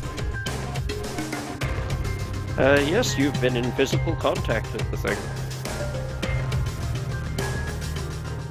Well, she'll be able to do that, though it has a long enough cast time. You probably can't do it right this moment. We believe that this dragon of yours will be in one of these 3 mountain homes where the prevalence of stories about Kodak the Hanged were most prevalent. He will either be there or in the immediate area. We also believe that if he remains in that area, he will most certainly take root. If he doesn't remain in that area, he should be very easy to find because he should be ravaging the countryside like dragons of his ilk do. In which case, he will fall to the earth and be destroyed. that is most certainly our intent with, hiring you. Of course. We are going to provide you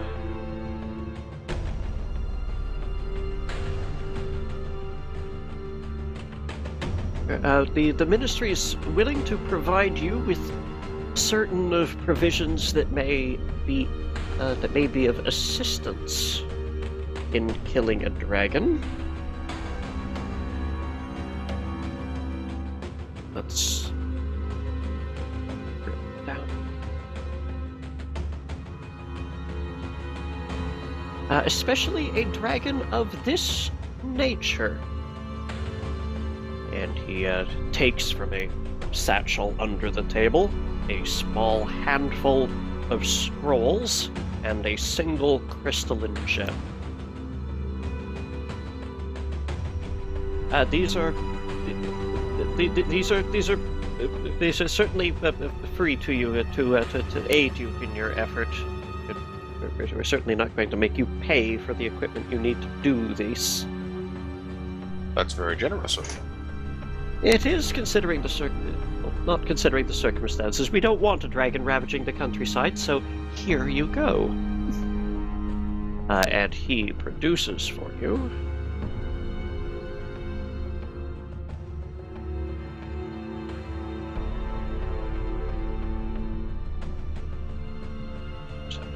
out here.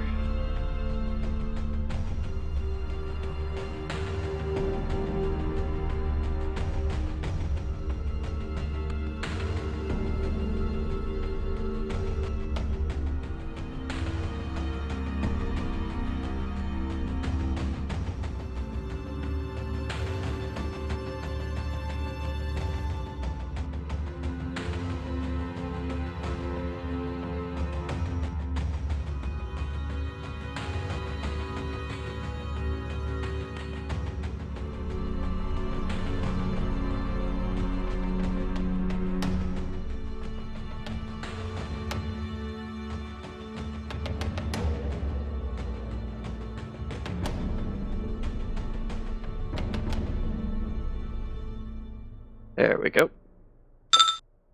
He presents to you 2 scrolls of Earth Glide, a scroll of communal resist energy, and a maximize metamagic gem. That's powerful.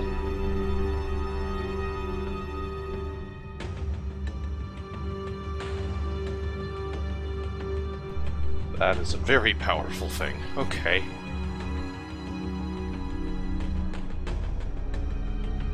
But like all metamagic gems, it is one use.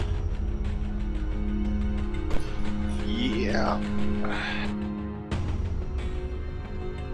I suppose the question is, which of us has the better one-shot dragon-killing spell?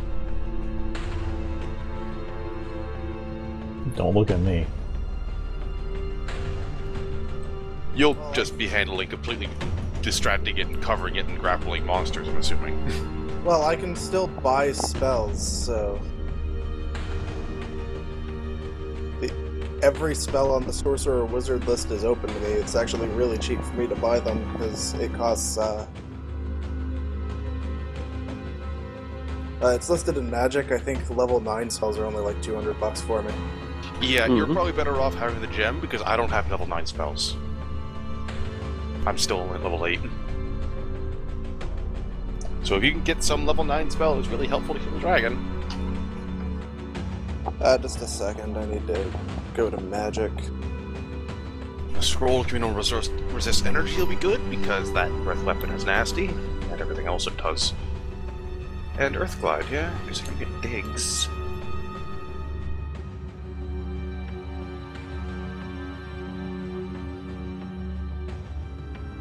Yeah, my intelligence is high enough, I don't need to worry about most of the bullshits.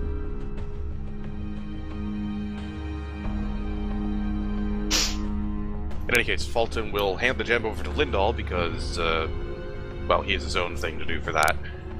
Yeah, it costs... A level 9 spell cost me 405 gold to put into a spellbook. Into my spellbook. So, yeah. Yep.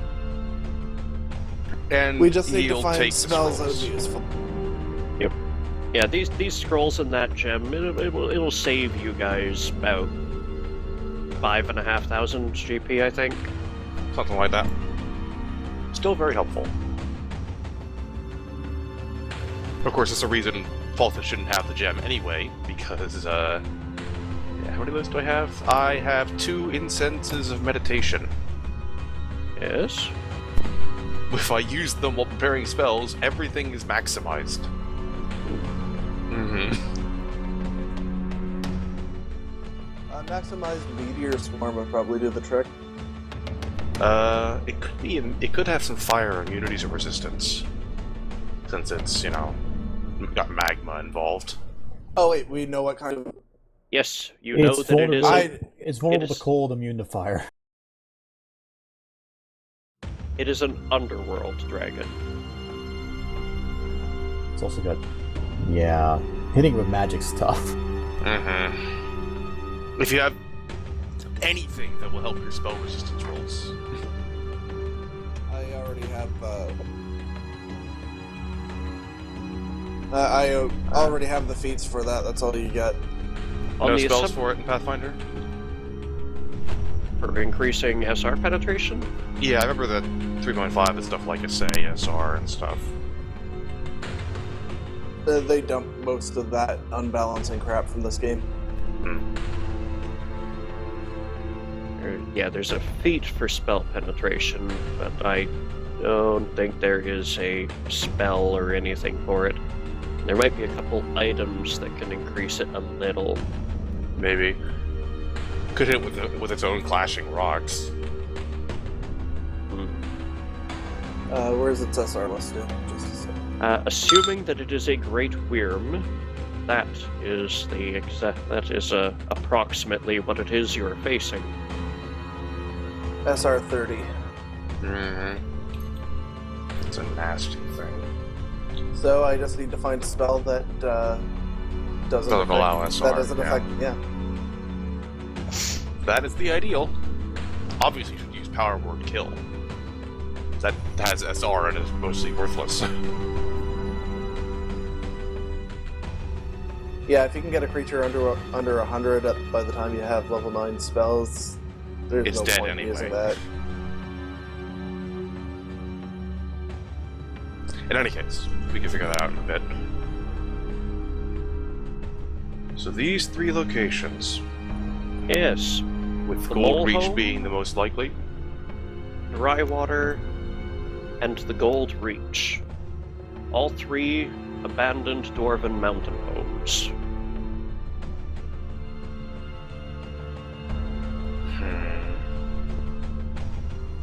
At last survey, their only inhabitants were giant spiders and the occasional ooze.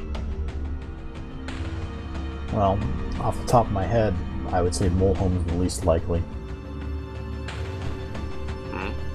Dry Water is near the temple that we first started dealing with this, and the Gold Reach is closest to Harrogath.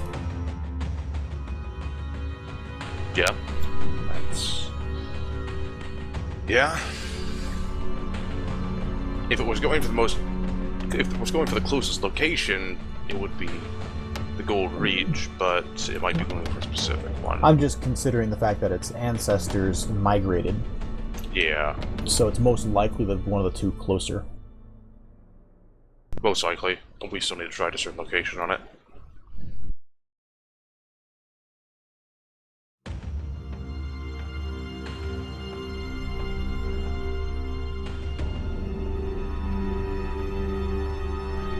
Fulton will cough and look up to the researcher.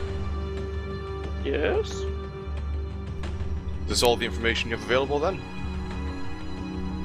I'm afraid at this particular juncture, although if anything new is revealed to us, I shall make sure that someone is able to send it along to you.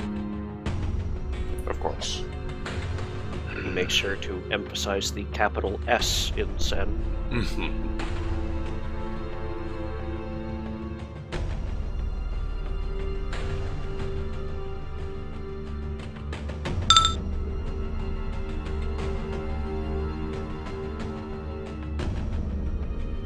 does have an attack check, though, doesn't it? It does, but it's against touch, if I remember right. Yeah, it's ranged touch Hey, you really against a need colossal target. to. Yeah, and if you really want to be sure, just cast True Strike first.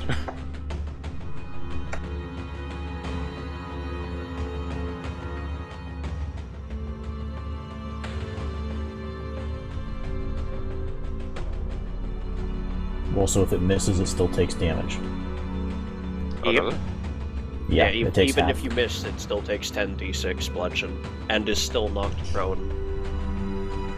Except if it makes the reflex, yeah. Still halves that and remains standing, but Yeah, so at least you're down to 5d6, but... Yeah. Well, approximately 5d6 anyway. but if you hit it, even if it makes it save, that would still be 60 damage in one hit.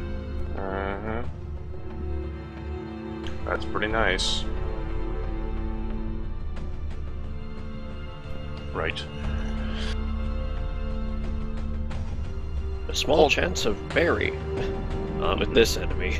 Nah, that's actually a bad outcome.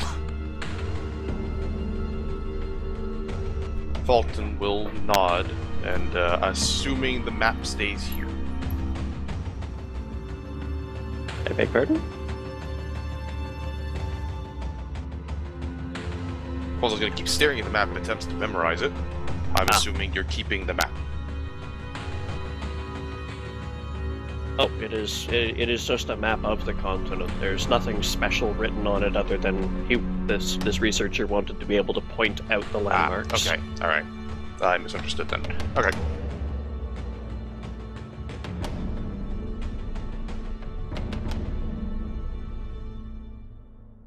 Well, if that's everything, then we must go prepare to kill a dragon. Indeed. Best of luck. Thank you. I'm sure we'll need it. Oh, and if you do manage to kill it, I understand it represents a relatively unique specimen, so do try to bring some back.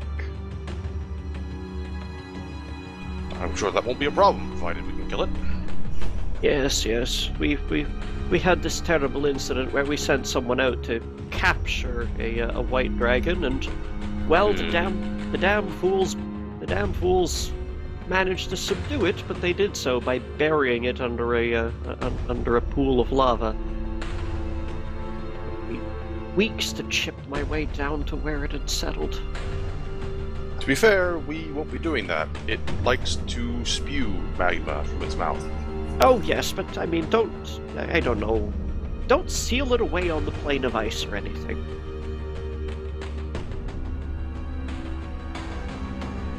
We will not intentionally do so. Good. Can't always rule that out with her.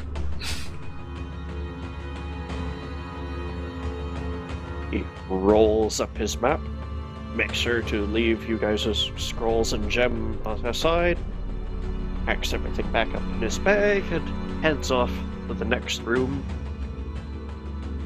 where you can hear him saying, "Ah, hello, hello." Door closes behind him.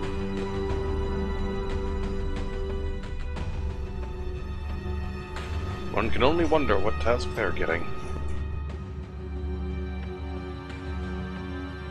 Anyway, Fulton will hand the gem to Lindahl, because it's better for him, and then he'll put the scrolls in his bag to be divvied up, as they're needed.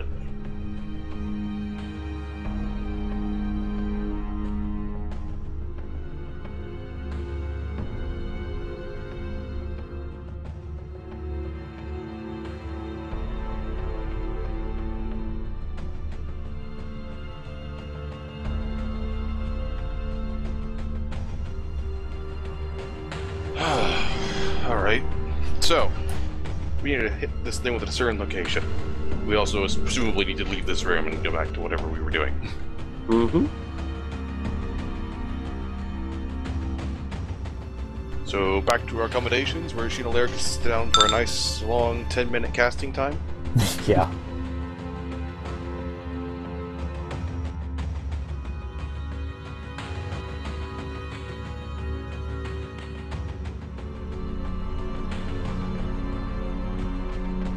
Discern location, eh?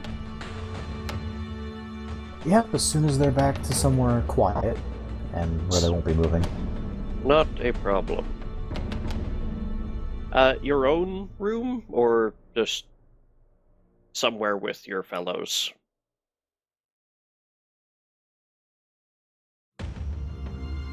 Let's go for her room. Because it is There we Hlosterin go. room, Fulton will come along if asked, but otherwise, you know, he's a gentleman. Yeah, I forgot about that. Dazing acid fog. Saving throw Oh, none, God. spell resistance none. Deals 2d6 damage, potentially dazes him. That's horrifying. Let's see here. Acid fog. None and no. I completely forgot about that. 20-foot radius. That's why I got that spell in the first place.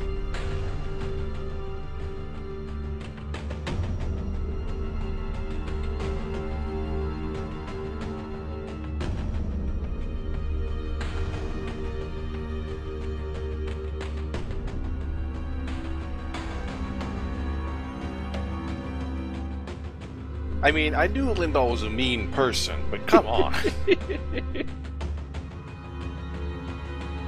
That's why I took these things. Righto. So, Dazing solid. acid, yeah. And Solid. Dazing acid fog is a level 9 spell. Did you say it only did 2d6 damage, though? Yeah, it's the dazing you want to get. Yeah.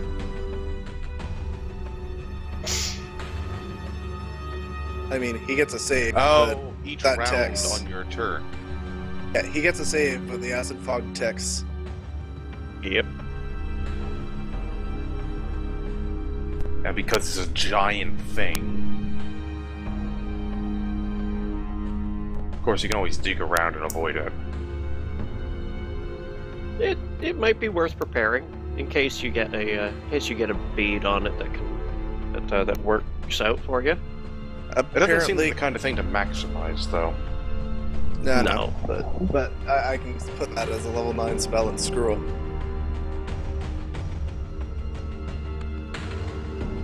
I mean, if he's a standard one of these,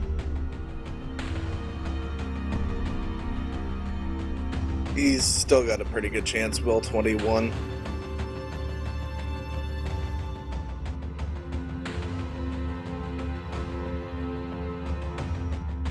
Yeah, I got a little bit under a 50-50 chance of that dazing him.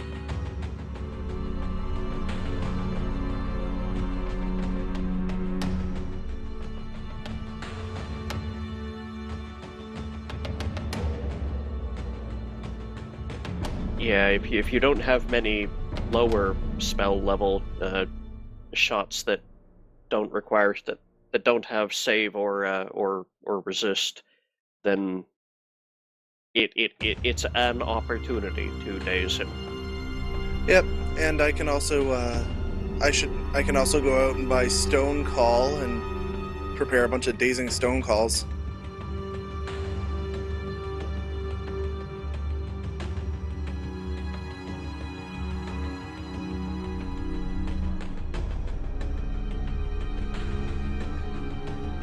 Alrighty.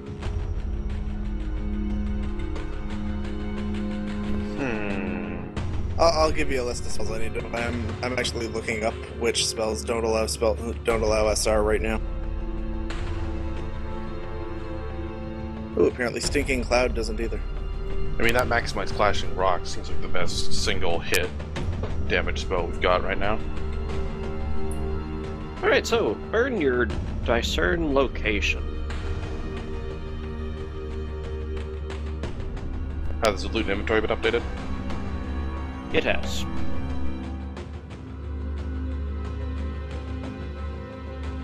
That is where your current canonical tokens are.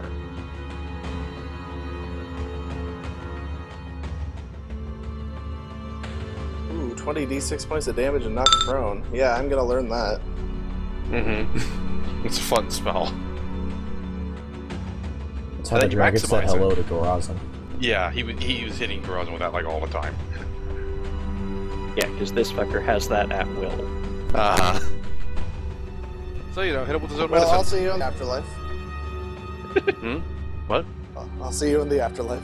Well, he didn't hit you with it at all, because you were invisible. It's a good place to be. Yes. We kind of figured that for where Lindell would want to be. Oh shit, that's a dragon. I am going to look like I'm out of here. Yeah. Alright. 10 minutes. Weave the spell.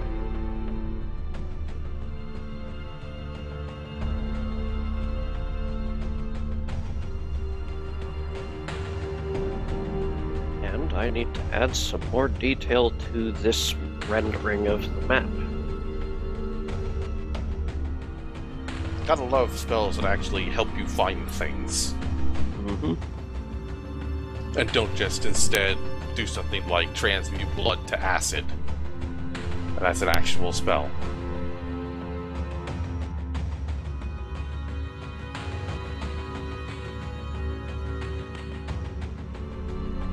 Why doesn't Lindell have that spell?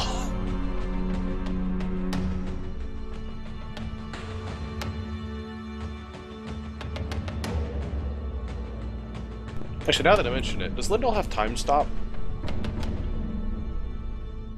No. I really don't have that many level 9 spots, and time stop's not really as good as it used to be. Yeah. How many can you cast a day? I believe I'm at 3 right now. Still pretty good for 9th level spells, but yeah. It's unless I wanted to set up a whole bunch of dazing walls of fire, it's not really worth it. Which would be kind of funny. Like something's charging at you and it blinks and there's suddenly 5 walls of fire in front of it. You trap it in the cube of dazing walls of fire. So, Shinalar. A name begins to take form in your mind. The prime material plane, Galarian, Hlosterin, the unshaven crests. And it stops there. No more precise name comes through. And after consulting a map, you see that those mountain ranges were named by the dwarves in 5 separate regions. The unshaven crests down below, the flanking hills in the middle here, and both of these regions of Drywater and the Gold Reach are within what the dwarves call the Unshaven Crests. But the dragon, if the certain location is working properly, the dragon must not be in the immediate vicinity of either of those mountain combs, but somewhere in the area around them.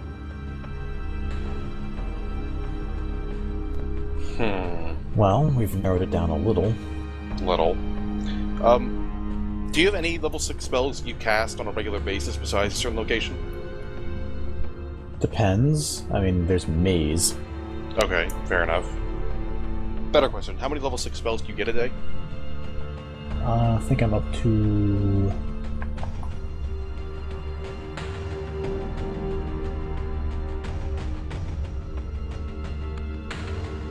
four, so 3 more. Yeah, not something I can just cast all the time. Yeah. I was wondering, like, we could go to one of them, probably Gold Reach, and then, like, when we get there, cast it again to see if he's there. He's moved closer to somewhere better named.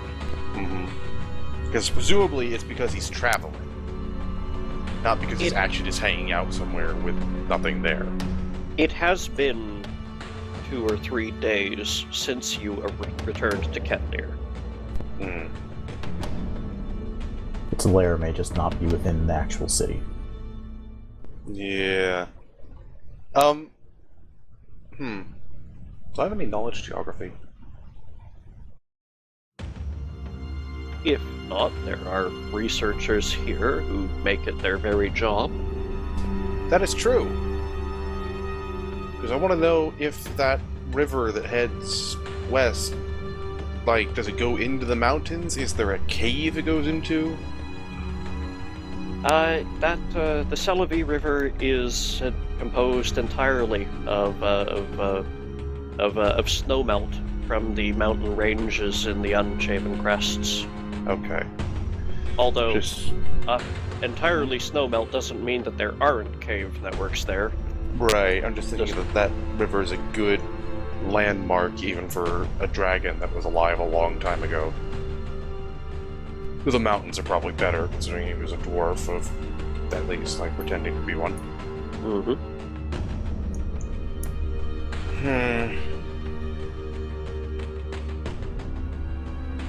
Well, alright, I suppose the question is, do we have anything we need to do before going off to investigate one of these places? I suppose Lindahl needs to go get spells.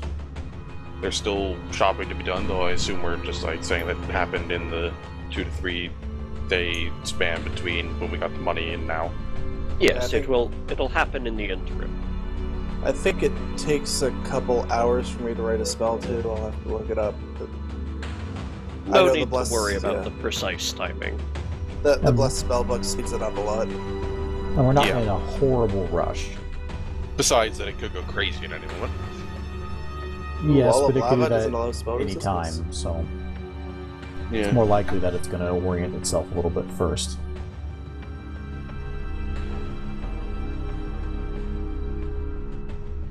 Also, there may be more to discover once you get into the vicinity. There very likely will be. Actually, I'd be more surprised if there wasn't anything to discover. Alright, somebody roll your tracking skill.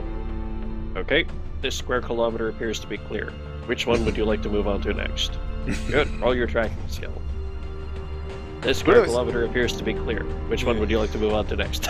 Do any of us even have a tracking skill? If I remember right, Grazin does have a few dots in survival.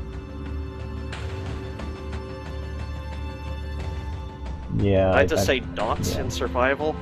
This is not fucking World of Darkness. What am I doing? Yeah, he's got a plus 20 in survival.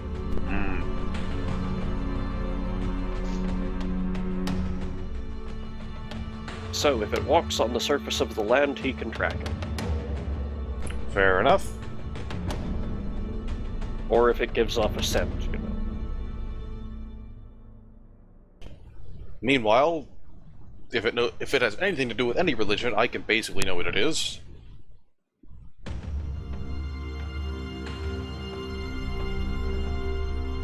Oh wait, were we? There was a thing we discussed way back. We got some like ribbon or something that. What was it? I had to check the session log. I forget what the session it was in now. Yes, I'm heading to them as well, checking for the loot summaries. There was something. You remember what I'm talking about, right? I remember the mention of the thing you're talking about. I was looking for the detail. Okay, it was before that session.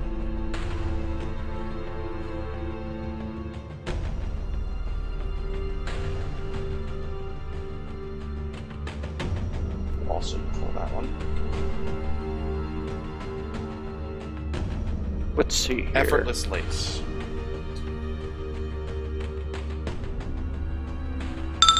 Here's a potentially useful spell.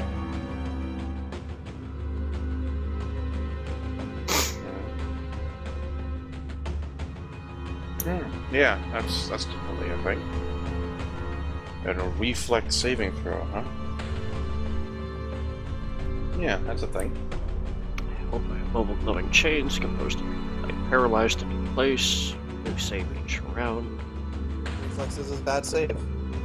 And while held, it cannot use any sort of teleportation or SLAs similar to it. Does not affect creatures that are already ethereal or astral.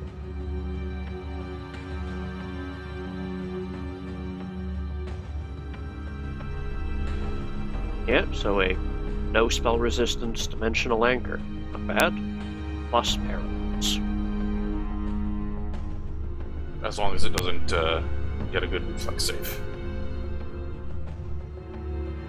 Right, we got Effortless Lace, which was when wrapped around the grip of a one-handed piercing or slashing melee weapon for 24 hours, the ribbon permanently merges with the weapon and reduces the attack roll penalty incurred by a wielder who is smaller than the weapon intended wielder by 2. Yes. So I remember we'd been discussing at the time if it was at all possible to like reforge my sword into a bigger sword. Right. You could certainly have a new sword forged, which contains the pommel and blade is forged around your existing sword, and sure, would say that such is possible. It would not be at 0 cost. Sure, the question is if it would retain my enchantments and stuff and be actually cheaper than just buying a sword for all the same stuff. If it wasn't, I wouldn't propose it as a possibility in that manner. Because that was a really expensive sword. It certainly was, and you almost lost it in a sewer. Yeah! In one of your several 4-laser mimic. Yeah. I should get a Bane mimic put on it. Let's see here. You guys also found at one point a Blade of the Sword Saint. Oh yeah. Unfortunately, none of us are monks. Yes. However, these are things that you could that you may want to sell off while This you is are true. here. That is Shinolar. Have you yet used those quicken and maximize metamagic gems that? I have not, though those make them handy coming up for other people too. Yeah. You have a Yeah. sheet, right? Yeah, I was only holding on to them because at the time no one else really had a good use for them. Yep. Now Lindal may make some much better use out of them. Someone should have a Ring of Energy Shroud Electricity. I might. I do not know. I have these 2 rings. Okay. I think Lindahl has that actually. Yep. There's a. Go ahead. If I do, it's not on my sheet. I Oh. think I remember saying I was taking that. I might just not have put it on my sheet. All right. Possible. We'll have to see if Gorazin has it, because if he doesn't, I have it. Right. I'm checking right now. How does selling things work anyway? Selling things is you tell me that you're selling it, and you get 50% its value. 50%. Okay. So I think the gem of Maximize we should probably hand over to Lindal for what's coming up, but the Quicken ones I don't really need. Well, that means we'll have 2 gems of Maximize for Lindahl, so that's helpful.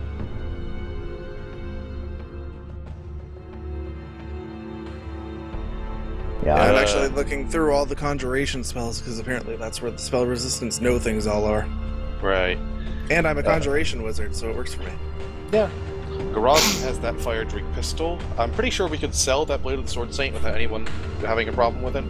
Probably. We got that stanching field plate, right?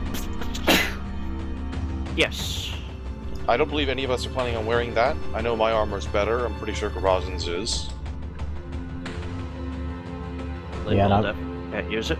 And I'm fine with my Deathless chain shirt. Okay, so I guess we're selling that as well. Because we have no need for it. You also have a effectively Book of Unlimited Spells. Was that the spellbook that we got there, or the spellbook we got from the Inquisition In the headquarters? Inquisition, yes, the red leather bound book with the every page is a scroll that you can use or tear out to see what the next scroll is. Was that the one that was all evil and stuff? No, that is the book that is still wrapped in black silk, and when you briefly revealed the slightest corner of it, the whole room darkened. That is a separate book. Right. Yeah, and I threw that into my mansion. You know, I don't have the stuff on my character sheet, so I'm assuming I actually do have that ring. Okay. Yeah, I don't see anyone else claiming it in the session log post where I mention it. More loot. We apparently had some kind of maximize rod. Checking. That's from session 123.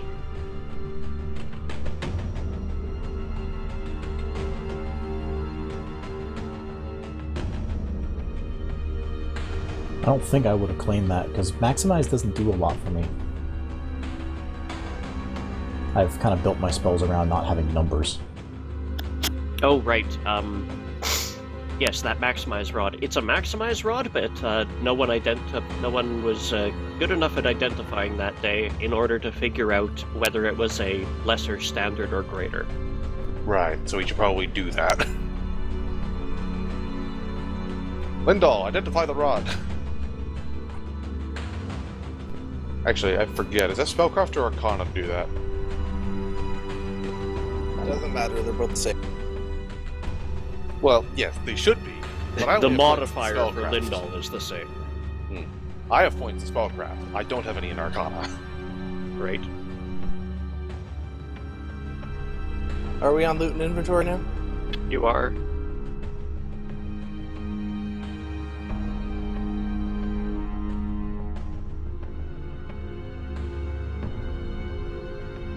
There you go. Ah, okay, so it is Spellcraft for identifying properties. For identifying the properties of items.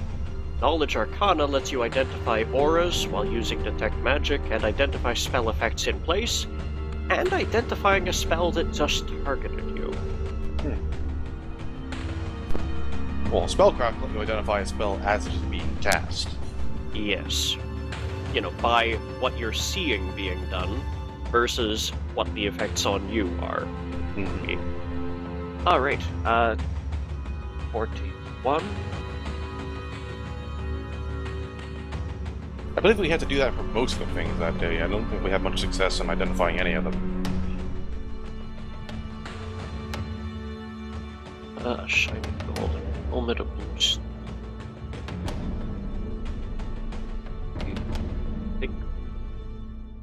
I thought we had identified those by that point.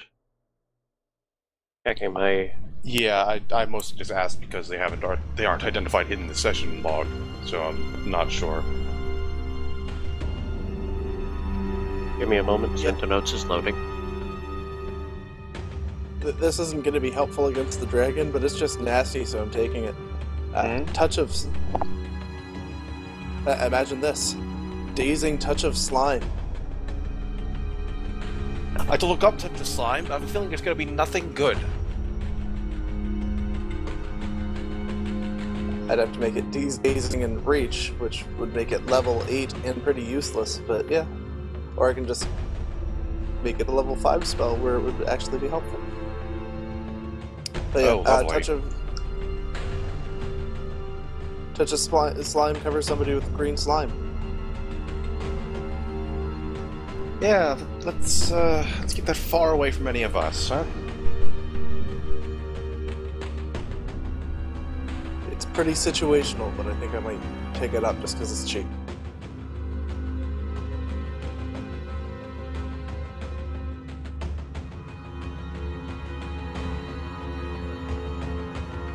Okay, the maximized... A nice level 3 spell that I can throw on them. The maximize rod is a standard maximize, not a greater or lesser. Okay. So I believe that works on spells. Let's see. In a particular range, and it isn't saying what that range is. Where's the general? Ah, there we go. It can work on spells of 6th level or lower, but it means on the Sorcerer, Wizard, Cleric lists. Okay. So either me or Lindahl could use that, because as has been mentioned, she doesn't seem to have much need of it.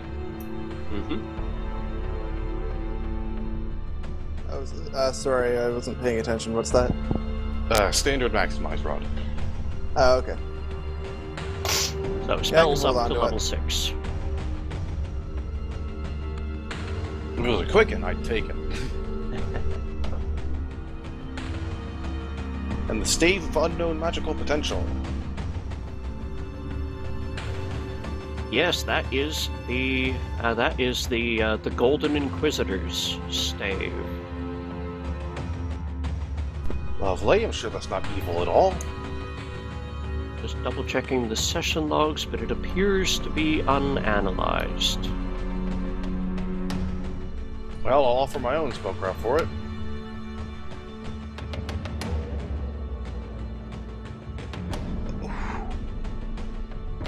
Dazing ice spears. Yeah, I rolled horribly. Lindahl, roll better than me. What am I rolling? Spellcraft, or Knowledge Arcana, whatever. You know, same thing. Okay, there you go. Yeah, that's nasty for a level 3 spell. Dazing ice spears, which against something huge, it can hit it. Against something that's big enough, it can hit it multiple times, causing multiple daze attempts. Oh, lovely.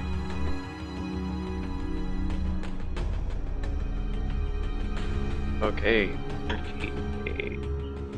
that means you can successfully provide an idea of is.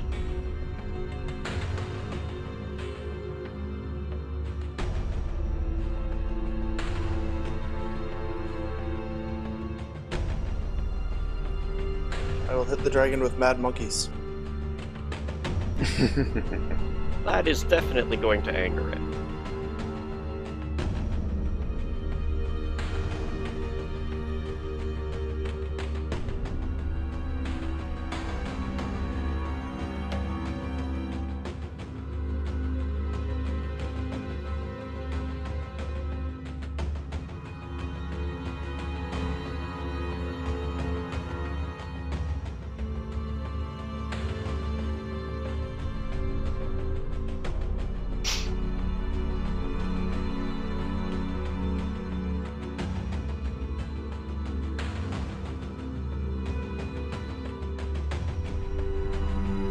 Okay.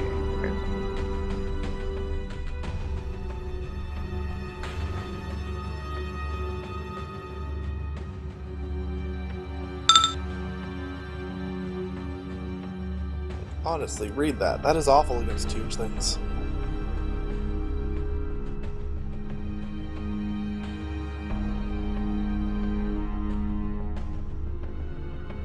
Spears of ice lands up out of the ground.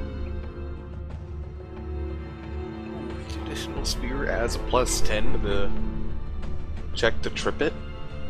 Yeah, Yep. it's like battering blast, only it doesn't allow spell resistance, and it's way worse. Because each one, when you throw something like dazing on it, each one of them hits it individually, causing separate damage and causing a new daze attempt. Yeah, that's pretty nice. I see what we need to be doing. We need to be finding a way to lower this thing's saves. Or boost Actually, the this was DCs, I suppose.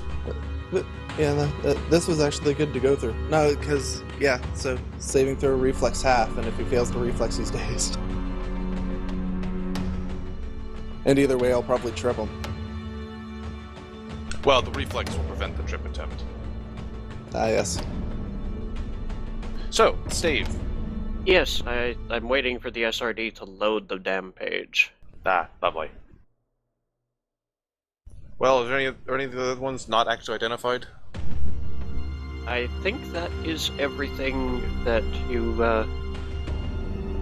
that you have located that hasn't been identified. Which just leaves us with the fact that it looks like some of it has not been tracked properly for being held. Yeah, like that golden helmet, or the ring, the blue stone in it. That ring just unlocked something.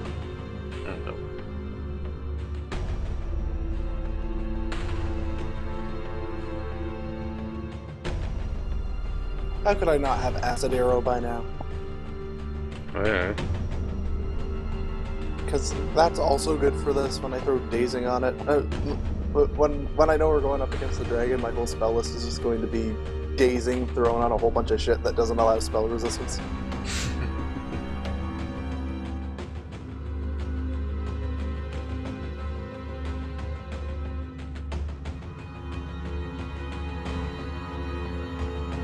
Oh, right. Yes. Okay. Now I remember what staff this was supposed to be. Supposed to be? Yes. Lindahl. You study this staff,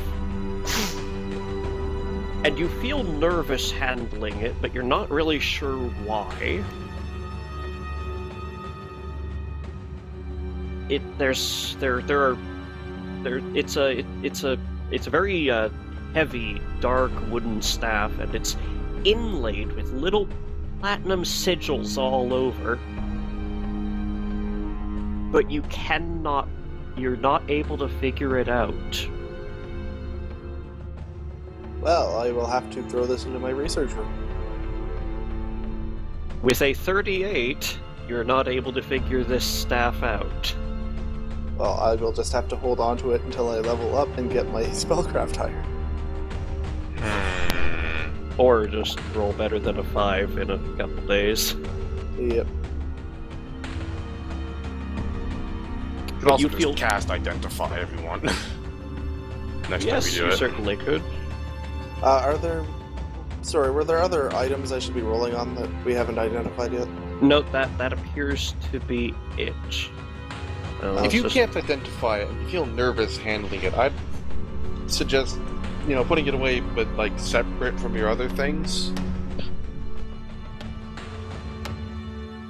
Oh, I'm going to, I don't think I have rolled the, Silk Evil book in a bit, so I'm gonna roll one for that. Sure.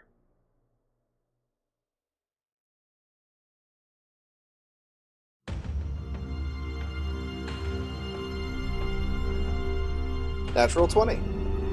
Nice. Excellent.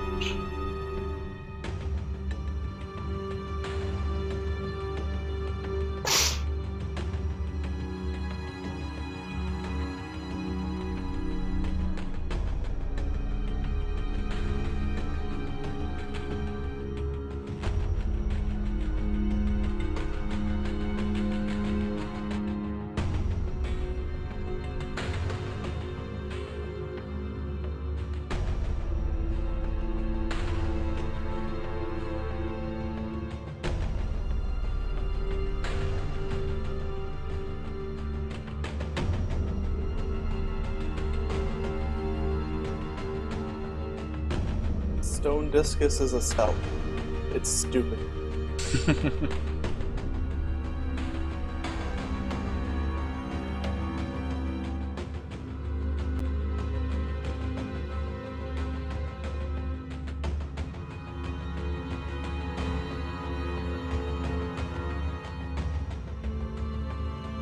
Okay, Lindahl. You sit down in the privacy of your mansion and slowly peel back the black silk that wraps this book. As you reveal the surface of the book, it is as black as night underneath, darker than the silk.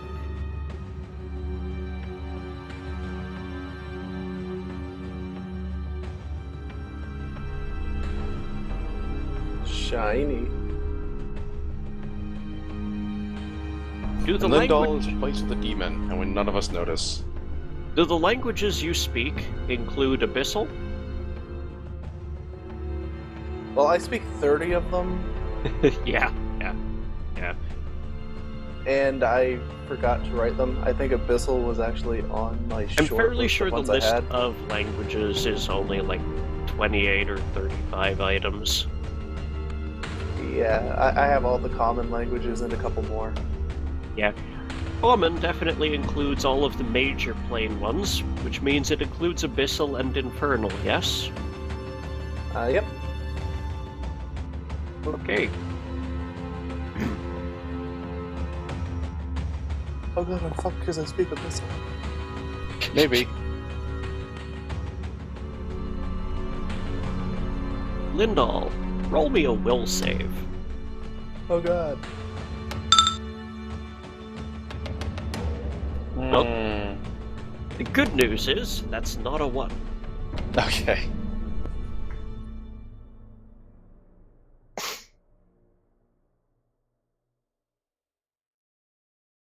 Great. As you open the book all the way and look into it, you see that the text is just constantly changing back and forth between abyssal and infernal as you read, often mid-sentence, though fortunately not mid-word. You even have to pull out a reference book in order to make sure that the syntax is right and make sure you're following it along properly. And as you read, you become aware of a dull pressure on the back of your skull and a buzzing static sound. It is a book, and you feel like if you were to read it in its entirety, you may begin to glean certain terrible knowledges. Ooh, this seems right up my alley.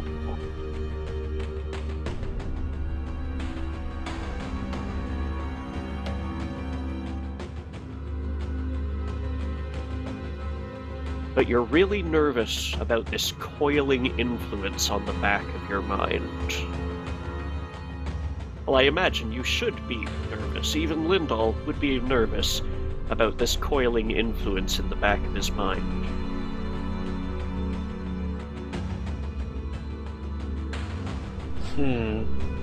But you may now read a page a day from this book if you so desire.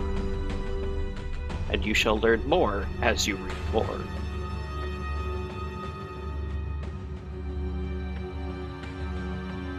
I shall read 1 page.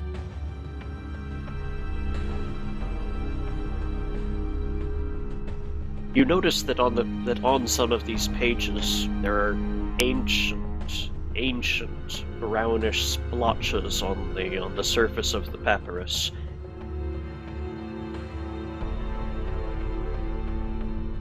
And dear, as you flip the page over, study it deeply, you notice that the veins on your hand pulse brightly to the surface. And you can just put a bookmark in there and safely tuck this away where no one else will see it. Cool. That point, Fulton strides in. Hey, Lindahl, you want a sandwich? Just made a whole bunch. What's that you're reading? Oh my god. It's porn. It's porn. And then he pulls out the Holy Avenger he somehow got. Uh-huh. Okay. Oh my god, you're gonna kill me over porn? Heretics must be purged. This evil Porn is book not seems how right up purging my alley. happens.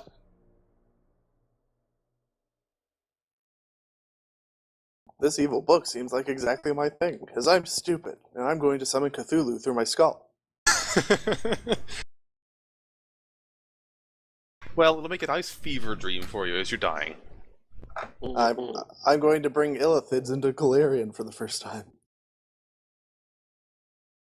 Okay, so you know that this dragon is in the vicinity of the Unshaven Crests. Lindahl has some reading he wants to do in private. You guys have some shopping to do. We actually had at least one more thing we didn't know what it did. Oh, Or what at was least it? we had identified, but it doesn't say what it is. The helmet. The shiny golden helmet. Oh, the Golden Inquisitor's helmet, yes. Yes, checking. I rolled a 12. I mean, I think it's already been identified, but I'll roll 2 anyway. Sure. I rolled a little better. No, actually, that's a 1.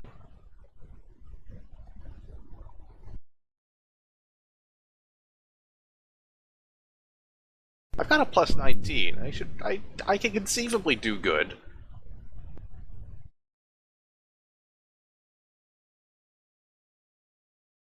Just a minute longer, so I will put the music back on.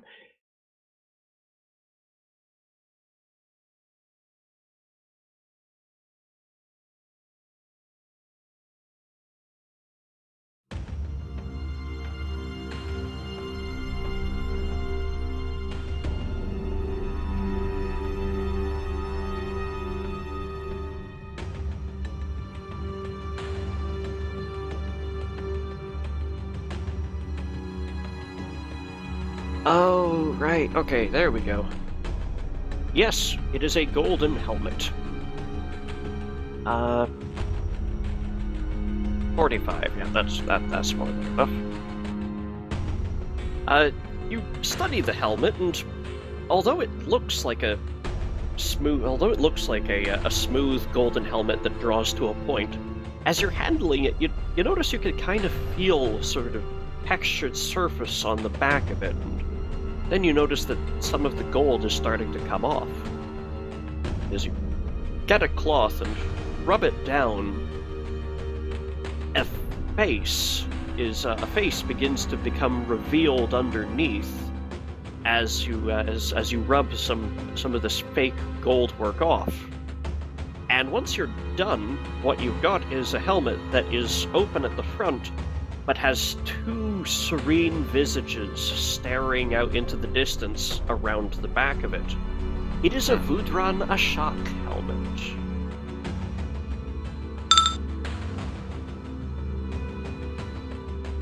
Wearing it, well, the wearer can see in every direction, granting him immunity to being flanked, and a +4 enhancement on all vision-based perception checks.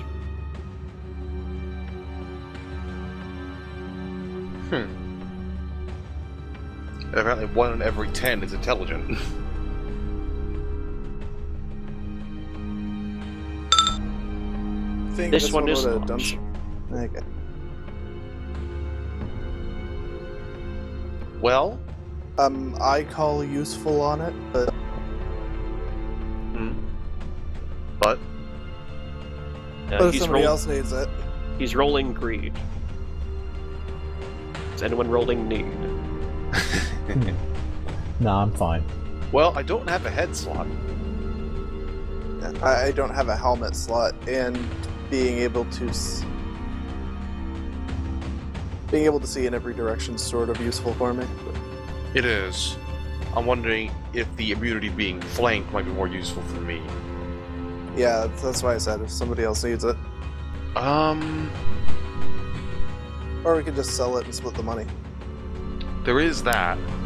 I suppose the main thing to check, actually, would be if there's any helmet that I actually want, since we have money to buy things with now.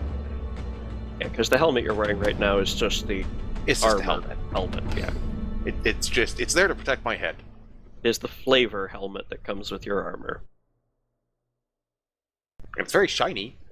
Yep. We can probably handle that online once we figure out what Oh, we're yeah. all buying. On the forum. Alright, so yeah, on the forum, just post whatever you guys intend on selling. If it doesn't come from your personal equipment, then the money will be split between everyone, and I'll let you know what the total proceeds are from that. Okay. Are you gonna give me an estimate on making my sword bigger? Yes, I will. I'm looking at the time here. I will Yes. have to put that in the forum. Sure. Just making sure that we don't forget about it. Yep, which I will do tonight. I leave Tuesday morning, and we'll be back in 2 to 3 weeks. Right. Okay.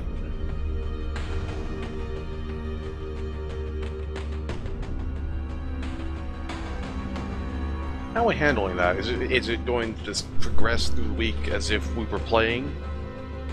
Or just Mutants and Masterminds next time?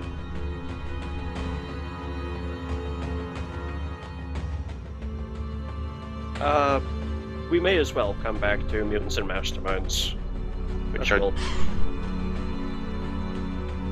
which will more likely be on the 16th than on the 9th. Right. Are they back in classes by then? Classes? College. If it starts in August, yes. Maybe. It's weird. I don't know. Not important right now. Righto. So, I will see you all in a couple weeks. And me, at least, before then. Yes, you and Presumably.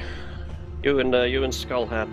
If scheduling works out as well as we have hoped, once we're actually in the vicinity. Which we will wait and see.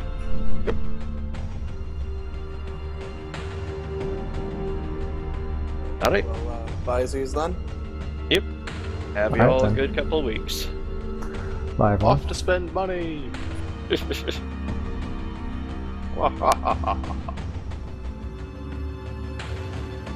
Alright, later. Later.